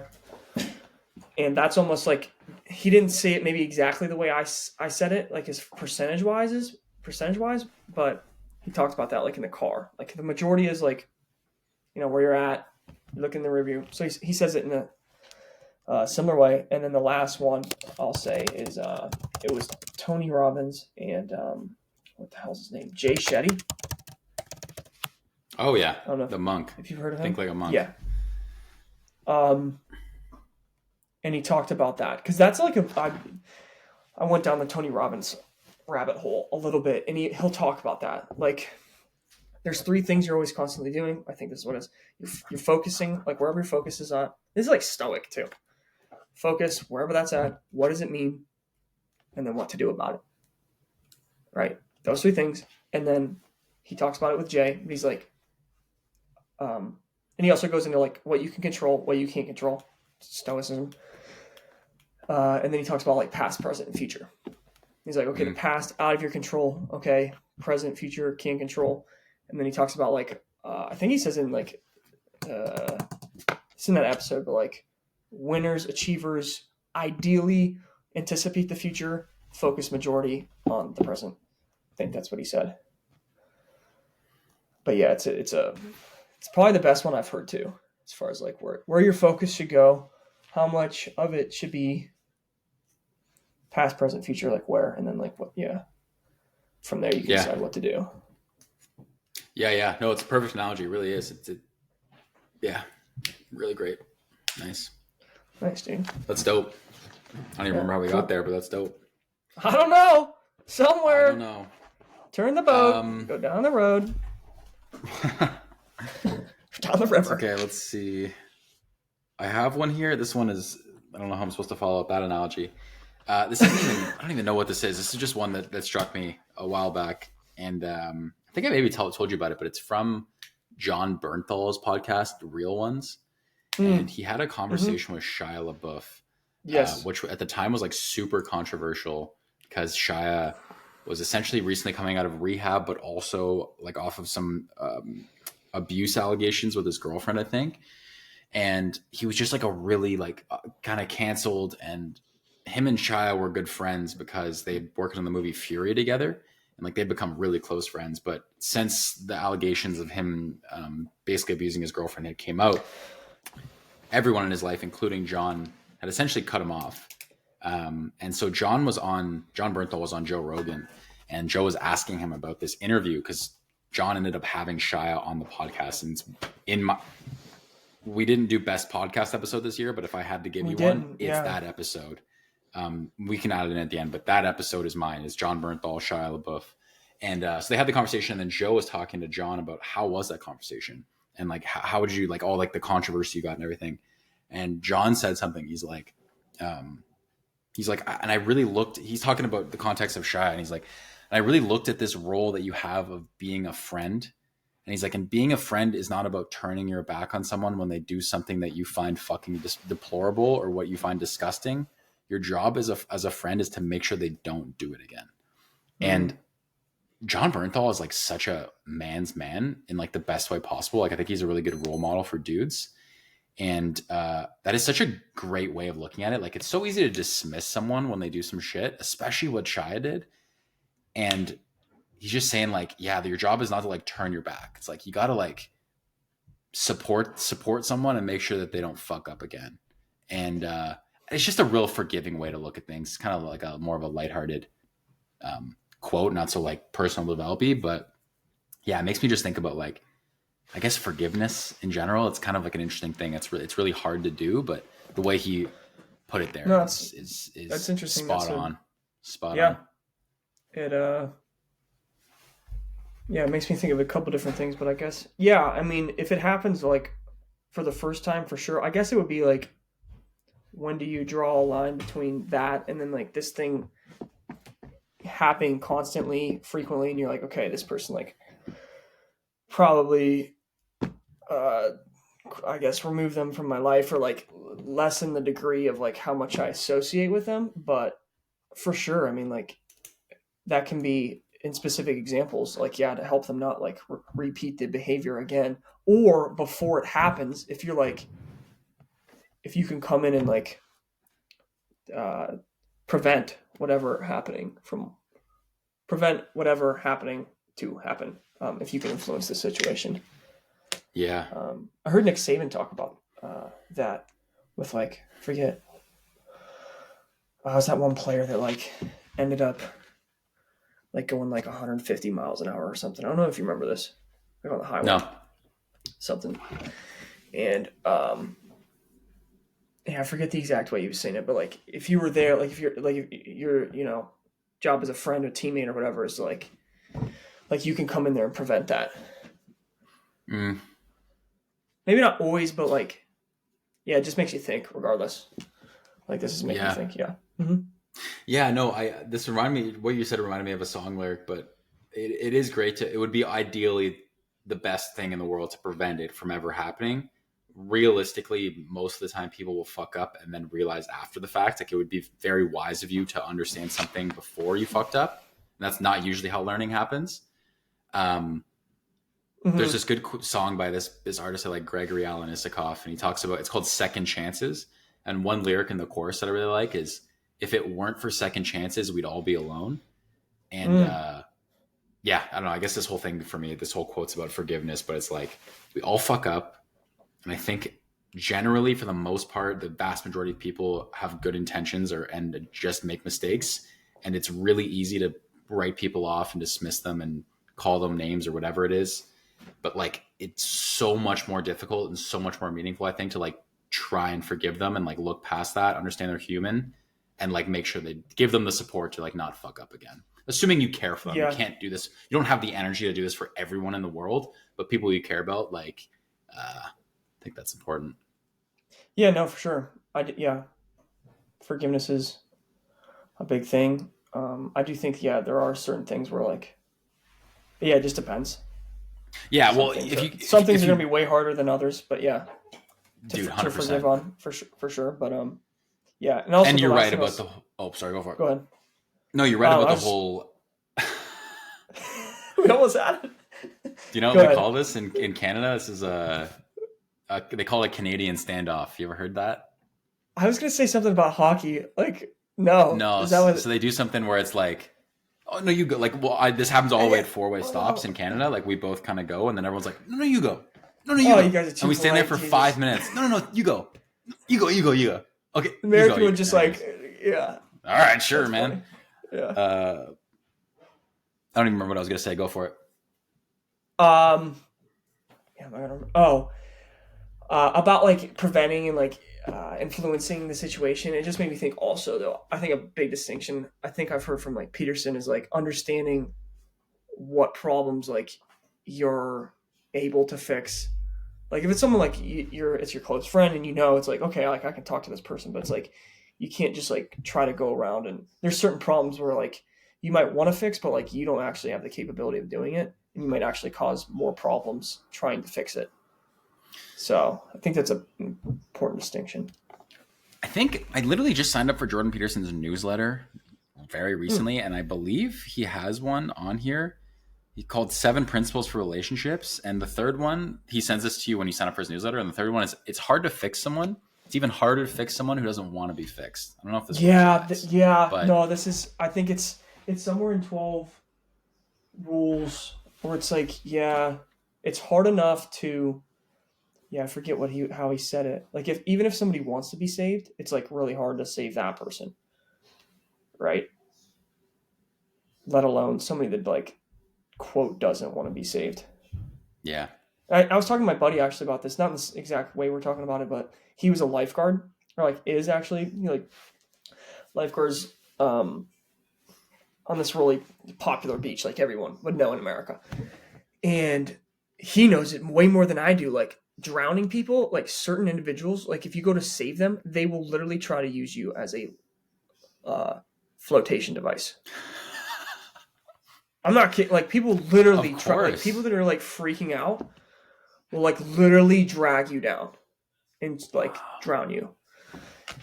I think he talks about like that exact example, Jordan Peterson in 12 Rules. I want to say I'm not positive about that. Like if you're going to like what problems like to, I guess, quote, go try to solve and like be very careful. Cause like sometimes you're going to be like, what if you're a lifeguard and you're not that great of a swimmer and you go try to save this person? It's like, be careful on like what you're trying to do. Well, he talks about, I don't know if it's this chapter, but he says, get your house in order before you criticize the world. And I think it's a lot of the lines of like, you're not prepared to help that person because you yourself have things you probably need to work out yourself, right? Like who are you to go and help that person? Not obviously a lifeguard, but like you said, the whole, maybe you can't swim that well. It's like, maybe you shouldn't save that person then because you need to know how to swim. So I don't know if that really ties in, but talking about JP. No, for sure. I think it does. Yeah. We'll jump onto a few more quotes. I really need to pee. One sec. I'll be back. All right. Second pee break of the episode. All right. We're back. Can you hear me? I can hear you. Also got AirPods for Christmas, which I forgot. I saw that. There. Yeah. Did you? I thought you had a pair, didn't you? At some point, did you break them or something? I did like a while ago, and then I guess you would say I lost them, but I kind of just didn't care to find them. I guess because they were like the first generation, and they would go boop, boop, boop, boop. If you have AirPods, you know that sound of like it dying. Yeah, it would do that after like 20 minutes or 30 minutes or whatever. Where these are just like brand new and they didn't even die. I just like switched the ear just in case, which I'll do again. They are they're the best. They're the best. They are. They are. And now I looked up. I was just gonna say I looked up on Amazon. I didn't think they did that. Like Amazon usually doesn't sell Apple things, but apparently they do now. You can buy Apple products on Amazon, and sometimes they're cheaper than the Apple website. Believe it or not. Yeah, you're like froze up. By the way, I don't know why. Completely. No, you're like moving like. I'll reset it. Yeah. Maybe I'm just real slow guy. Better? No. Okay. Well, it'll probably ebb and flow out. I hope this is like really tough. Let's see. Yeah, this is tough. I did it for a second. No. We'll try not to look at the screen. Don't look at me. Yeah. Yeah, they're like. Anyways, I was just gonna say they're like $100. If anybody. $100 US. Let's see how much they are in Canada. 100. Yeah, 100. You know, $137 for us. That's pretty solid. Yeah, it's real solid. Yeah. Overall pick Apple AirPods 2nd generation, $99. Gosh, the AirPods, the Pro are like $240. Dude, I have them. I have the first gen or this. I have the first gen Pros. Mm-hmm. Dude, I like if I buy them again, I have to. Like it's just that's I've gotten used to them. I just have to. I'm that guy. And you've also had like the ones I have. No, I have not. I'll give you that. Oh. But it's the ones that you have plus noise cancellation is where I go as just my whole thing. What, like right now, are you? No, you got the wired ones. Yeah, I prefer these for the podcasting. I don't know why. I guess because they're not battery powered. Yeah, there's something about that where like I do have an appreciation for the constant Old school, man. Plug and play. energy flow. Okay, yeah. Did you have a few more quotes? Anything It's else?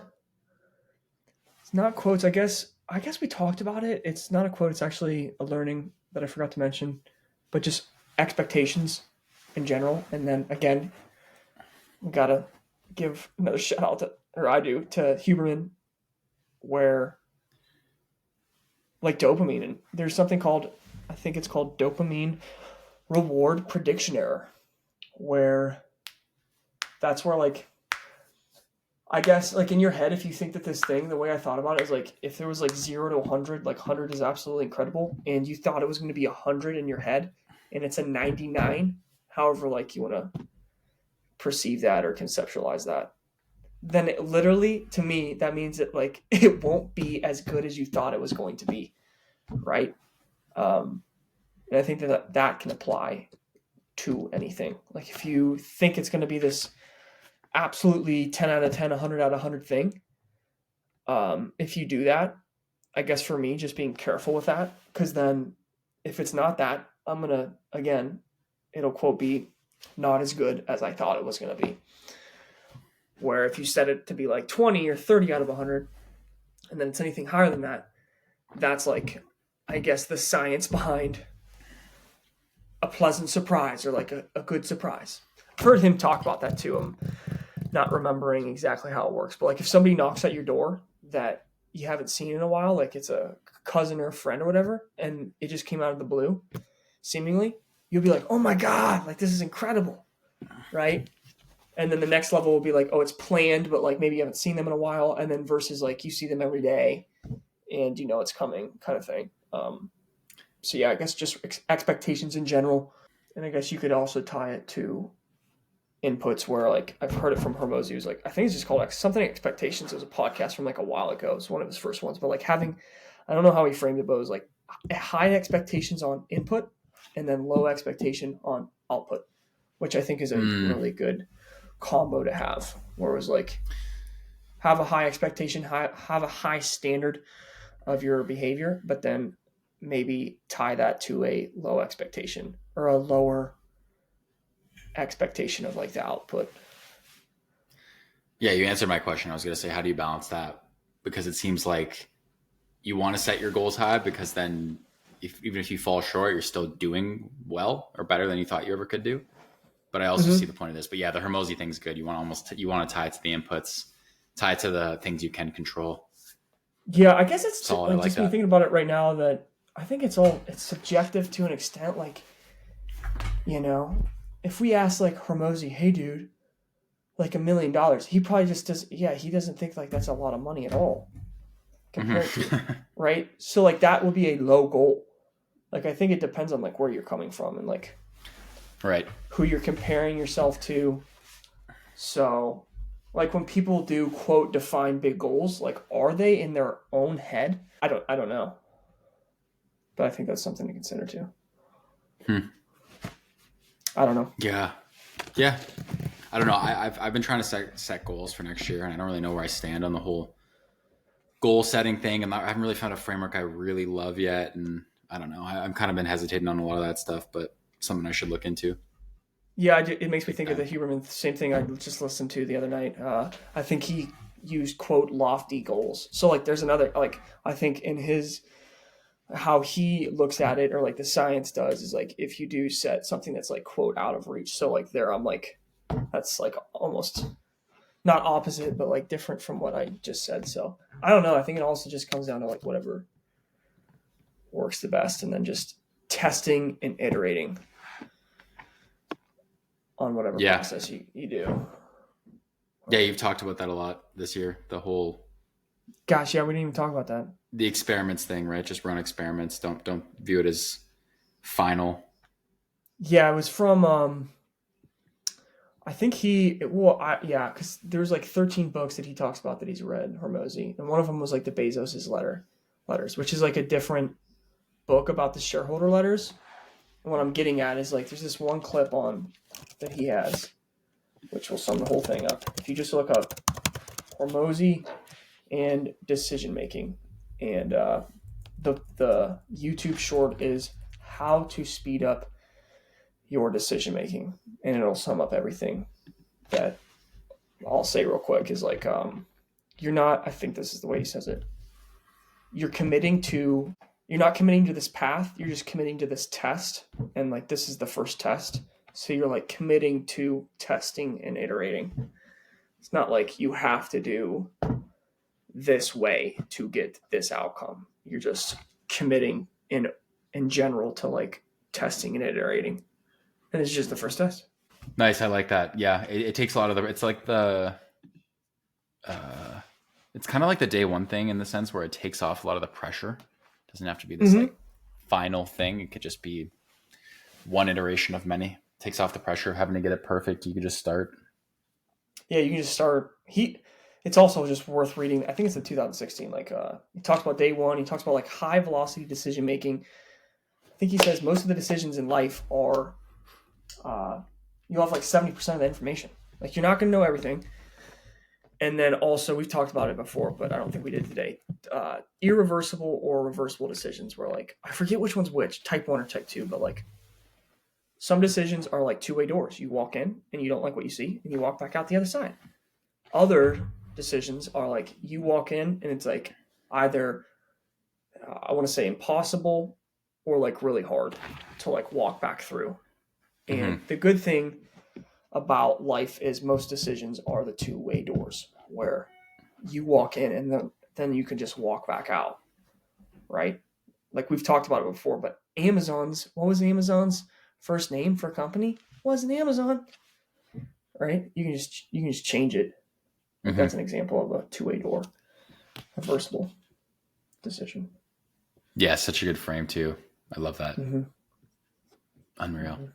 Yeah, I had a few from the Bezos Lex Friedman podcast, not to get too off topic, but I had a few notes I loved from there. He had one that said, when he has a new idea, Jeff brings it to someone, and the first thing he'll say to someone is, I know this is going to be very easy to object this idea, but I want you to work with me here because I believe there's something here. And I love that idea of like, listen, you're going to have objections. It's okay, but just help me out here. Just don't tear it down completely. Don't tear it down. Yeah. Because he says he knows there's something here. And I love that he I've heard comedians talk about the same thing where they'll do a bit that bombs, but they're like, I'm not dropping it because I know something there's there. a nugget of gold in here. There's a nugget of gold in here. And he's a big intuition guy, gut guy. Sorry. Yeah. No. Yeah. It seems like there's another quote that I love, and I think you've talked about it with me, but he's like, we're going to become the world's most decisive company across any industry. Talking about Blue Origin. I remember him saying that. Dude, I love that quote. We're going to become the world's most decisive company across any industry. He's like, people are going to look at our company in a tech company. They're going to look at in a manufacturing company. They're going to look at Blue Origin and be like, okay, how can, like, they did everything so quickly. Like, how can we do that as well? Just a cool thing from Jeff. Pretty baller. Yeah, I haven't listened to the whole conversation. That's just another reminder to do it.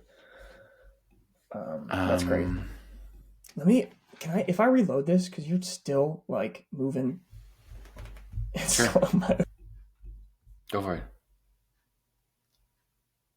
I think you can leave. You can leave. Yeah. The timer started over. For you. It's good for me. Okay. Old you is still in it though, which is funny. Old you. Today's day one. We're here. Well, I'm gonna remove you from this. Oh, okay. Oh, what does it say? What? There we go. Am I good? Yeah, you're good now. Cool. You're good now. Okay. I have one more quote. This is. All right. It's from. Anyways, I don't even know if I should. Whatever. This quote is just like gave me a little bit of appreciation for life, and it comes from a guy, very very controversial dude. Oh God. And anyways, regardless, I was listening to. There's a guy named George Janko who's not the controversial dude, but he was on Logan Paul's podcast for a while, and he bounced from Logan Paul's podcast, and he has his own podcast now. And his most recent podcast is with Andrew Tate, who is the most Googled man on earth for a while. But he has this one quote, 54 minutes in, 55 seconds, 54 minutes, 55 seconds. And it's a good quote. He's talking about the best moments in life.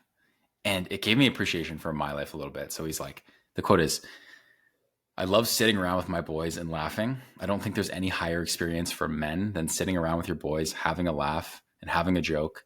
I think that's as good as life gets. You can have $1 billion like me, or you can be at the bottom. But if you're with 5 people you truly love, your guys, and you've been with them and you trust them and you're smoking a cigar or not, and you're sitting around telling stories and everyone's having a laugh, that's as good as life gets.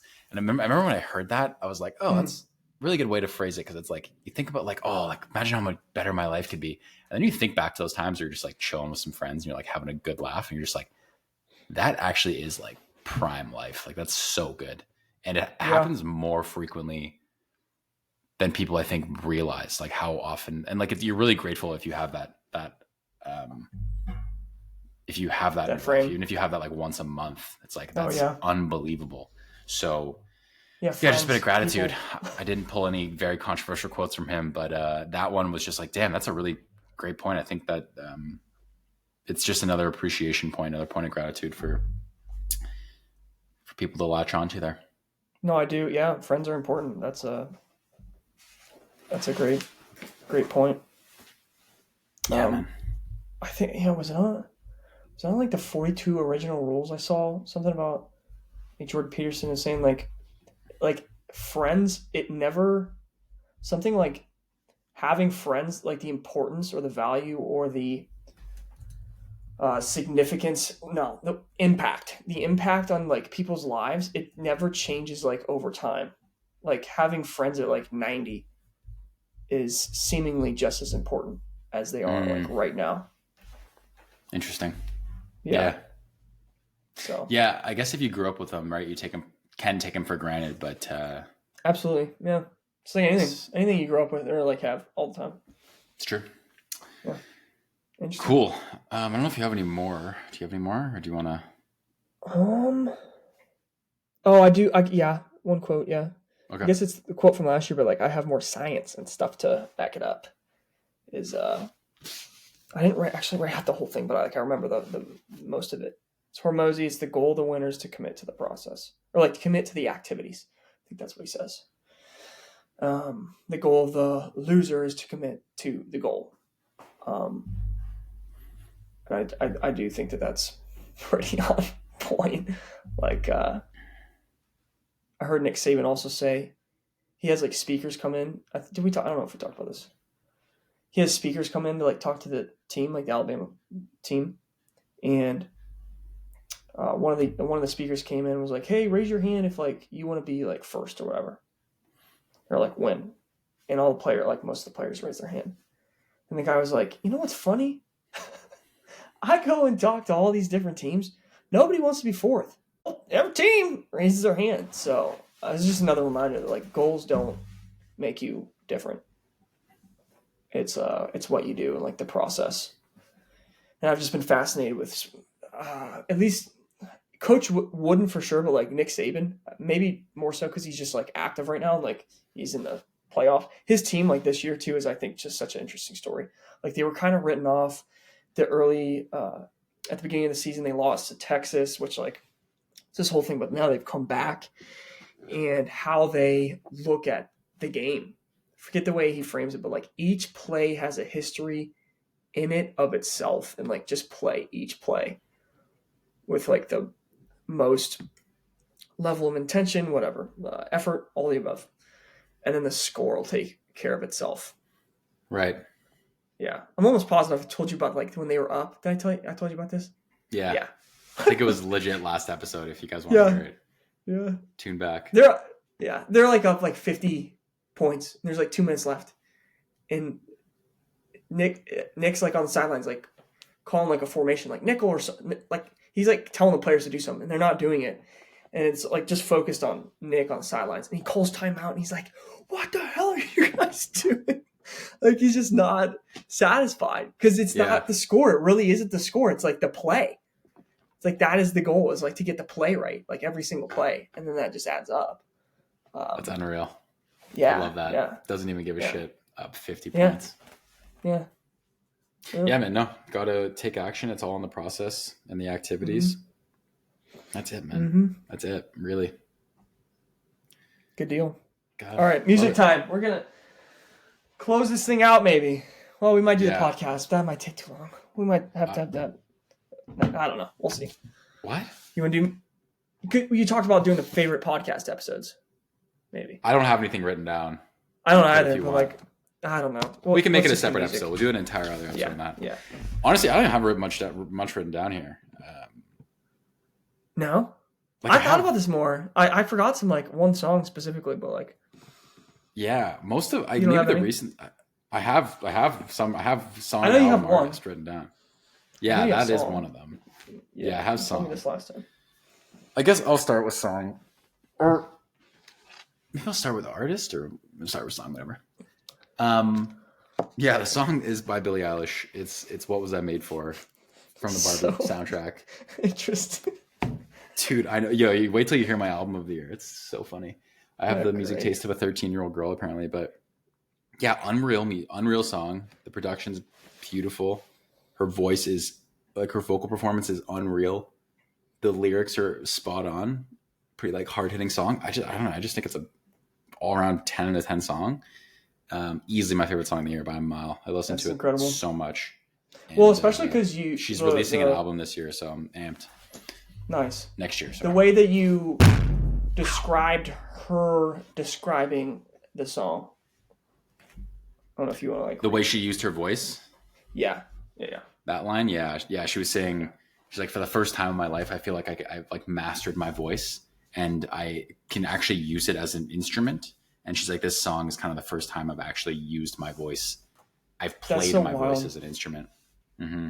Right. Because she's been an artist for like a decent amount of time. Yeah.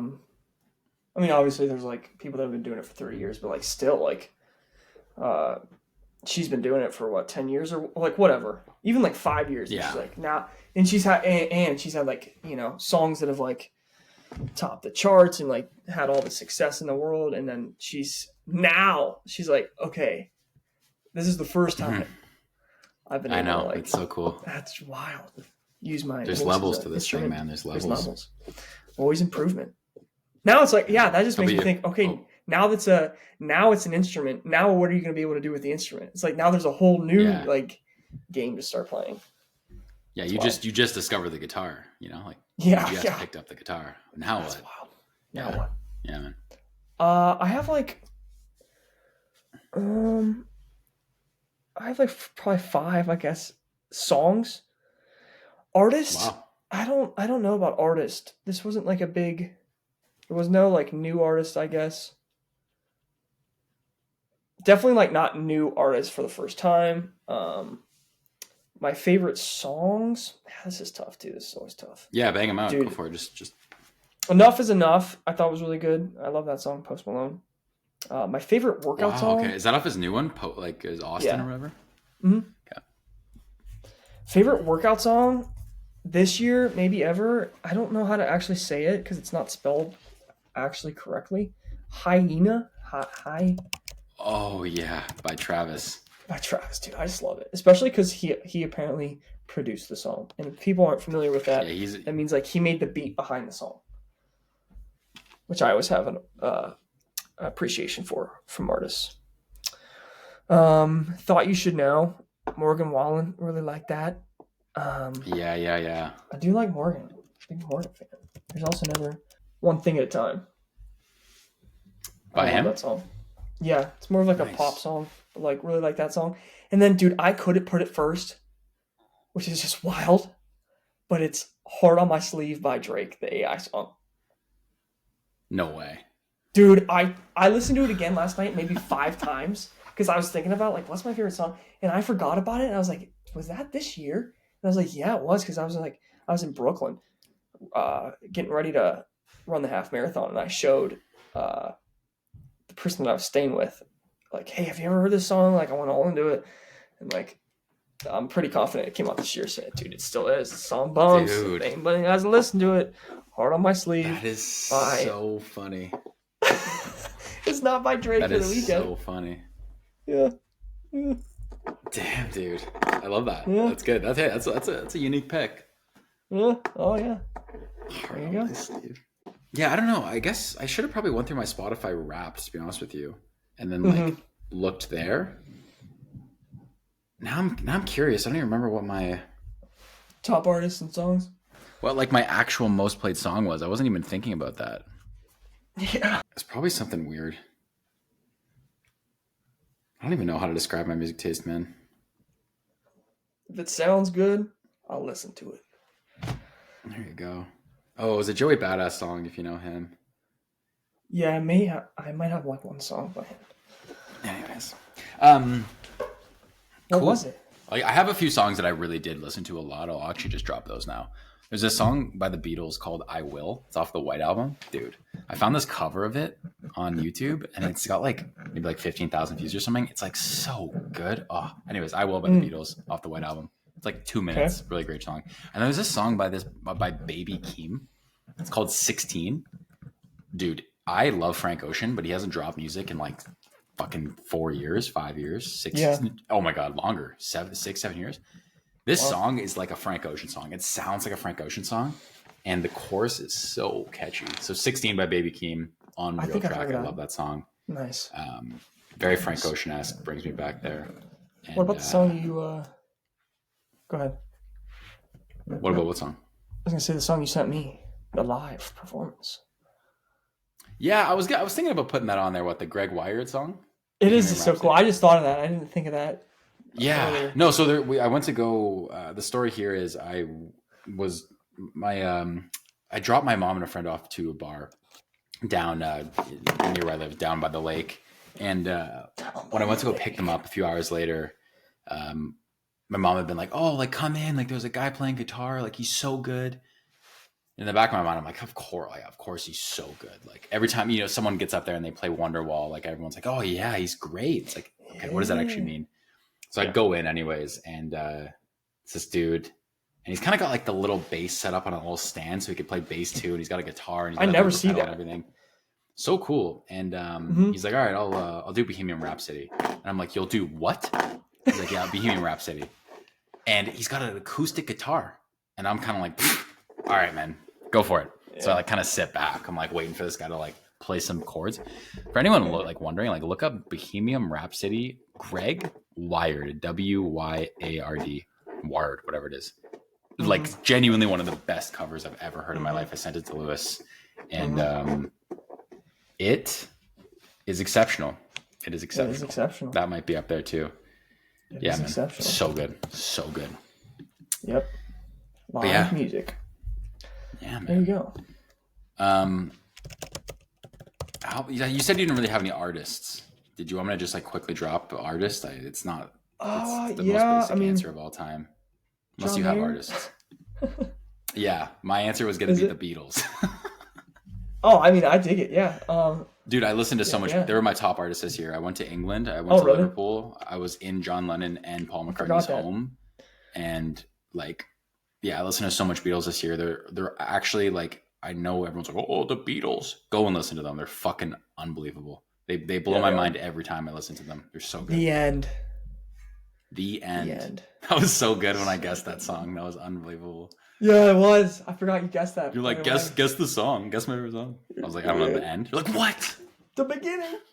Yeah. No, it is. They're so cool. They're like, because they're not. There's this one interview with Paul. It's like pretty, I'll say recent, like within the last 10 years. And I want to say it's like one, like media account or whatever. They'll do like, have you ever seen like the Google searches where it's like, what's your favorite? And then like to take it off. Wired auto search. Wired autocomplete. Sorry. Okay. And Paul's like, I can't really, I forget what it was, the question. He's like, I can't really play the drums. I just go boom, boom, boom. Like the way he's talking about himself. But in a way, they are kind of right, because none of them are like, technically speaking, none of them can like play like guitar like a John Mayer or like a, they're not like a Van Halen or Jeff Beck or like any of these guys like that. But they're just so their melodies, and I guess that would probably be like the thing, like the melodies, or just even some of their chord progressions, right? They're just like, they just work, dude. They just work and they make sense. I will listen to them. So They're good. They're bomb. they are exceptional. The Beatles, dude. Do you have an artist, Yeah. or was it actually John Mayer, or did anyone in particular? Yeah, I just thought of like, yeah, I don't think I watched it this year. It just reminded me when you said like the Bohemian Rhapsody live, Slow Dancing in a Burning Room, John Mayer live. I think it's like in LA. It's got like 9 million views. It's really good if anybody wants to watch live music today. But yeah, overall, I don't like, maybe pretty similar.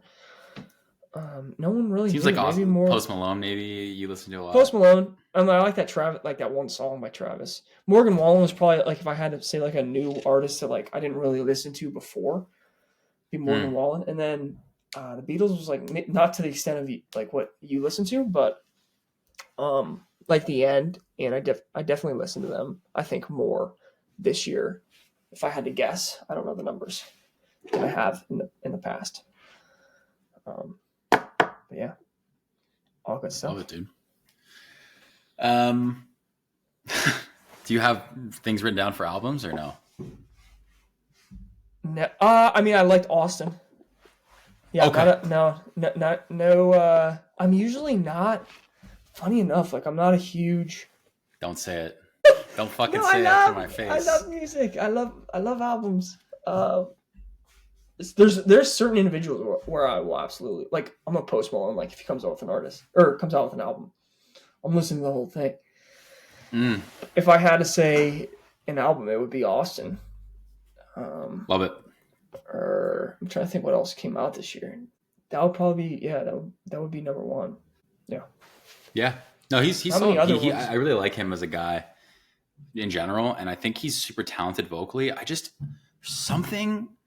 I feel like there's a few more acoustic-y singer-songwriter hits in his discography that I love, and then I'm just not a Like huge what? fan of like like Feeling Whitney, like Stay. or like Stay, or like I think that's like his best I don't song. know. I love that version of Post, but then It's like the I Bob don't Dylan-y. love the vast majority of his music. Yeah, Post Don't Malone. Think Twice, Yeah. It'll Be All Right. Like his cover, beautiful. But anyways, I appreciate Post. I think he's super talented dude, and I think he's such good vibes. I just have never fallen in love with his music. Yeah, I can see that. Yeah, I mean, it's just like anything I don't else. Yeah, Just like anything but else. he's such a cool dude. I would love to like have dinner with him. Like that'd be like top. Oh, like, yeah. such a cool dude, just like me. You know, he's such good energy. Yeah. Yeah. He goes, he's like one of the few guys when he goes on Rogan, he's like, I think the one was like 5 hours long. Like if Joe's going Still 4 talk about hours with you, anything, bro. yeah, you know, it's, Joe's going 4 hours with you. Yeah. it's legit. We've talked about that before. When you see a Joe Rogan episode that's like an hour 30, you're like, Jesus. You're like, It's a yeah. bomb. Oh, yeah, right. That's unreal. Right. Yeah. Or they're like a billionaire and they're like, I got like, you know, I only have 2 Yes, hours. exactly. What time is it? Yeah. Yeah. Yeah. But yeah, if you go cool, 5 man. hours, it's pretty good. All right, dude. Well, I have an album, and I'm almost embarrassed to say it because I have. Oh no. I'm almost embarrassed to say it, but you know what? I'm not going to, because I will preface this. It is one of the best pop albums I've ever heard. I think it's so great, and the target audience is probably 18-year-old girls, but they really captured in Devin and Louis, a 25-year-old male. I think it is so authentic. I think it is bringing back a style of music. First off, live instrumentation. Second off, a little bit of punk rocky, mixing genres with the singer-songwriter thing. It's also from a female artist who I don't listen to a lot of female artists. I know I said Billie Eilish, but like this is the only other one that I've listened to a lot. If I had to give you the artist of the year, I actually didn't want to give it away because it'd probably be her as well. And this is album of the year for me by a mile. And this is one of like, there's probably 3 or 4 songs off here that like I could arguably say is like my favorite song of the year. And the album is called Guts. It's called Guts by a girl named Olivia Rodrigo. I knew you were gonna say her, dude. It is genuinely, I will go on record, it is one of the best albums best pop albums I've ever heard, and it should, in my opinion, be album of the year this year. She writes about being a teenager, like all those subjects, but it's so exactly how it was. Like it's so. Does she raw, write a lot of her music? I honestly believe she would write everything. From what I understand, she writes everything she does. I'm sure she has like the credits would be whatever. But dude, like she also sounds like, if you remember Avril Lavigne, dude, she's like punk rocky. The guitar work is nasty. The drum work is great. And she has this weird way of singing where she's not really singing. She's almost kind of like talking. Dude, it is so good. It is so, so good. And if I could recommend you a song to listen to off that album to kind of get you antiquate or get you into the vibe, it would be let me just play it in my headphones. Yeah, it'd be Get Him Back.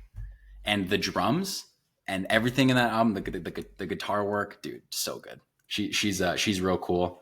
And that's my album of the year by a mile. All right.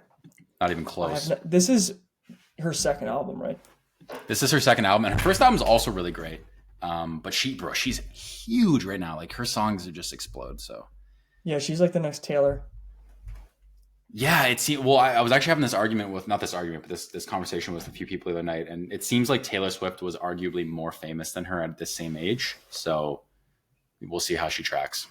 How are you quantifying that? Just the hits that Taylor had out at the time. I wasn't on either side of the argument. I was just listening, but like she had Love Story out at the time. Like her first album was already out by the time she was Olivia's age, which I think is like 20 or 21. Taylor Swift's just got so many albums, man. Like they go back so far. Well, but Taylor's like how old? Taylor's gosh, I don't know. Something? She's like, but she got famous when she was like 17. Like her first album was 2006. So how old is Taylor Swift? Yeah, she's 34. So 1989. So then 2006 she'd be 17. So she released her first album when she was 17. So like pretty much right on. Same. Pretty much right on. Is Olivia. Yeah. Anyways, no, you're right. They're both very famous young people. Hey, we'll see how it pans out. But that is my embarrassing song of the year and album of the year for you. But I stand by them, dude. Those are both fantastic artists and fantastic albums. I'll stand by that. All right. There you go. Yeah, man. Cool. Good deal. 3 hours, 17 minutes, and 10 seconds. It'll be cut down in the edit a bit, but we went 3 hours. Who would have known? Yeah, my back. Oh, dude. I need to go do some squats. You've been standing. I noticed that. I've been standing for, which I always do for 3 hours. But that's a long time. I've been sitting. I gotta stand. Hurts in a different way. Listen, good episode. That was a lot better and more structured than I thought. And a little over 20 minutes. Also a little bit over 20 minutes. Also a little bit more rambly, but I feel like we got a lot of good out. And I'm excited to do this next year. I know we're talking about being excited for the future, but this is going to be good because we're going to know that we're going to do this next year. Yeah. And so then we're going to do it next year with that in mind. It's going to be way better than this one. Yeah, that's a good point. It's a good point. Yeah. Yeah, that's good Those stuff. are my closing thoughts. Anything from you? The last thing I will say that I forgot to mention, it's in the goals thing, but like this is really counterintuitive to me because I've heard it otherwise, but like not telling the world your goals. Huberman talks about this.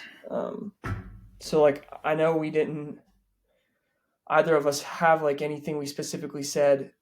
I'll say one thing that I do want to do. I will say that. I want to do, because I heard it on the random show, is do no caffeine for like 30 days. Ooh, if you want, I'll join in with you, but that's going to be a grind. I know. I also found out that Kevin has the same birthday I do. Which is interesting. Hey. There we go. But, it was just interesting to me to hear that from Huberman, like, because you can get, what makes me think of, it's a fantastic post. Tim, like, reposted it. Huberman said it in the episode. It's like 30 things I wish I knew before 20. If you just look that up, Tim Ferriss, you'll find it on Instagram. And basically the way it works out is like if you tell people your goals, you can get a false sense of accomplishment. I guess it would be like dopamine or whatever, like from people being like, oh, like great job, like that's awesome, you have these goals, and you get like rewarded from that. So like not telling people, like obviously telling yourself internally. He then did go on to say like if you want to have an accountability partner, that can be useful. But I just thought that was interesting. So maybe off camera we can hold each other accountable, obviously, to like some input goals, and then in 3 months or whatever. Talked about that too. That's the last thing. 12 week blocks. Yeah, I agree. For your goals? I think there's a book called The 12-Week Year. Oh, really? And that's the whole premise. Okay. Yeah, which I think is what? I don't know. It's like 80 something days. Yeah, man. So. And then. So you can, even if you have like a yearly goal, you can break them up to like 12-week segments of like progress. And then back to like the testing thing. Maybe that's like really good. Because that's like quarterly pretty much. Right? Yep. Yep. 4, 8, 12. Yeah. Yeah. Running a test for like 12 weeks and then reassessing. And then, even if you have a year-long goal, you break those things up into 12 weeks. Or if you just want to have like a 12-week goal too, and then reassess from there. Like 4 experiments. 4 experiments a year. Does like 4 big experiments a year. For sure. So maybe we can go over that off camera, and then at the end of Q1, we'll see where we're at. Yeah, we could do a Q1 little recap, see if we want to talk about that. But yeah, no, I'm one thing I did last year. So I have like a goals section in the back of this journal. One of them is YouTube right now, obviously. Mm-hmm. And last year I had subscriber goals. And this year, the only thing I have on here is video number goals. So I have 10, 20, 30, 40, 52, 75, and 100 videos. Yeah. That's the only thing I'm tracking. How many videos am I posting? That's it. I don't care about subscribers anymore. I'm done. That is, yep. That is the biggest flip I've made. It like if there was one, I think it's the same for me. Is changing, to input goals instead of outcome goals. I mean, you need. Well, I don't know. Maybe you don't. Maybe I'll have them up here. Yeah, okay. Yeah. I know what I want, but let's focus on those. Is where I'm going with that. Because last year I got really disappointed. I found myself just immediately wanting the next thing, and I wasn't even like happy that it was just I was focusing on the wrong things. But you got to do that. You learn. You live, you learn. Yeah, as long as you're improving, even if it's, I guess, marginally, like if it's 1%, like on the subscribers, on the view count, on any of that, as long as you're improving and then you're controlling the controllables and making those inputs as goals, I think that's a fantastic way to do it. Good way to go about it. Dope. Yeah, well, let's definitely connect offline. Let's talk about that. We can recap at the end, but this was good. It definitely was lengthy, but good way to end the year. And way to do it. Thanks everyone for listening. I know you're all listening through right now, but Happy New Year to everyone. And yeah, absolutely. You as well, Lewis. Likewise. All right, dude. Love it.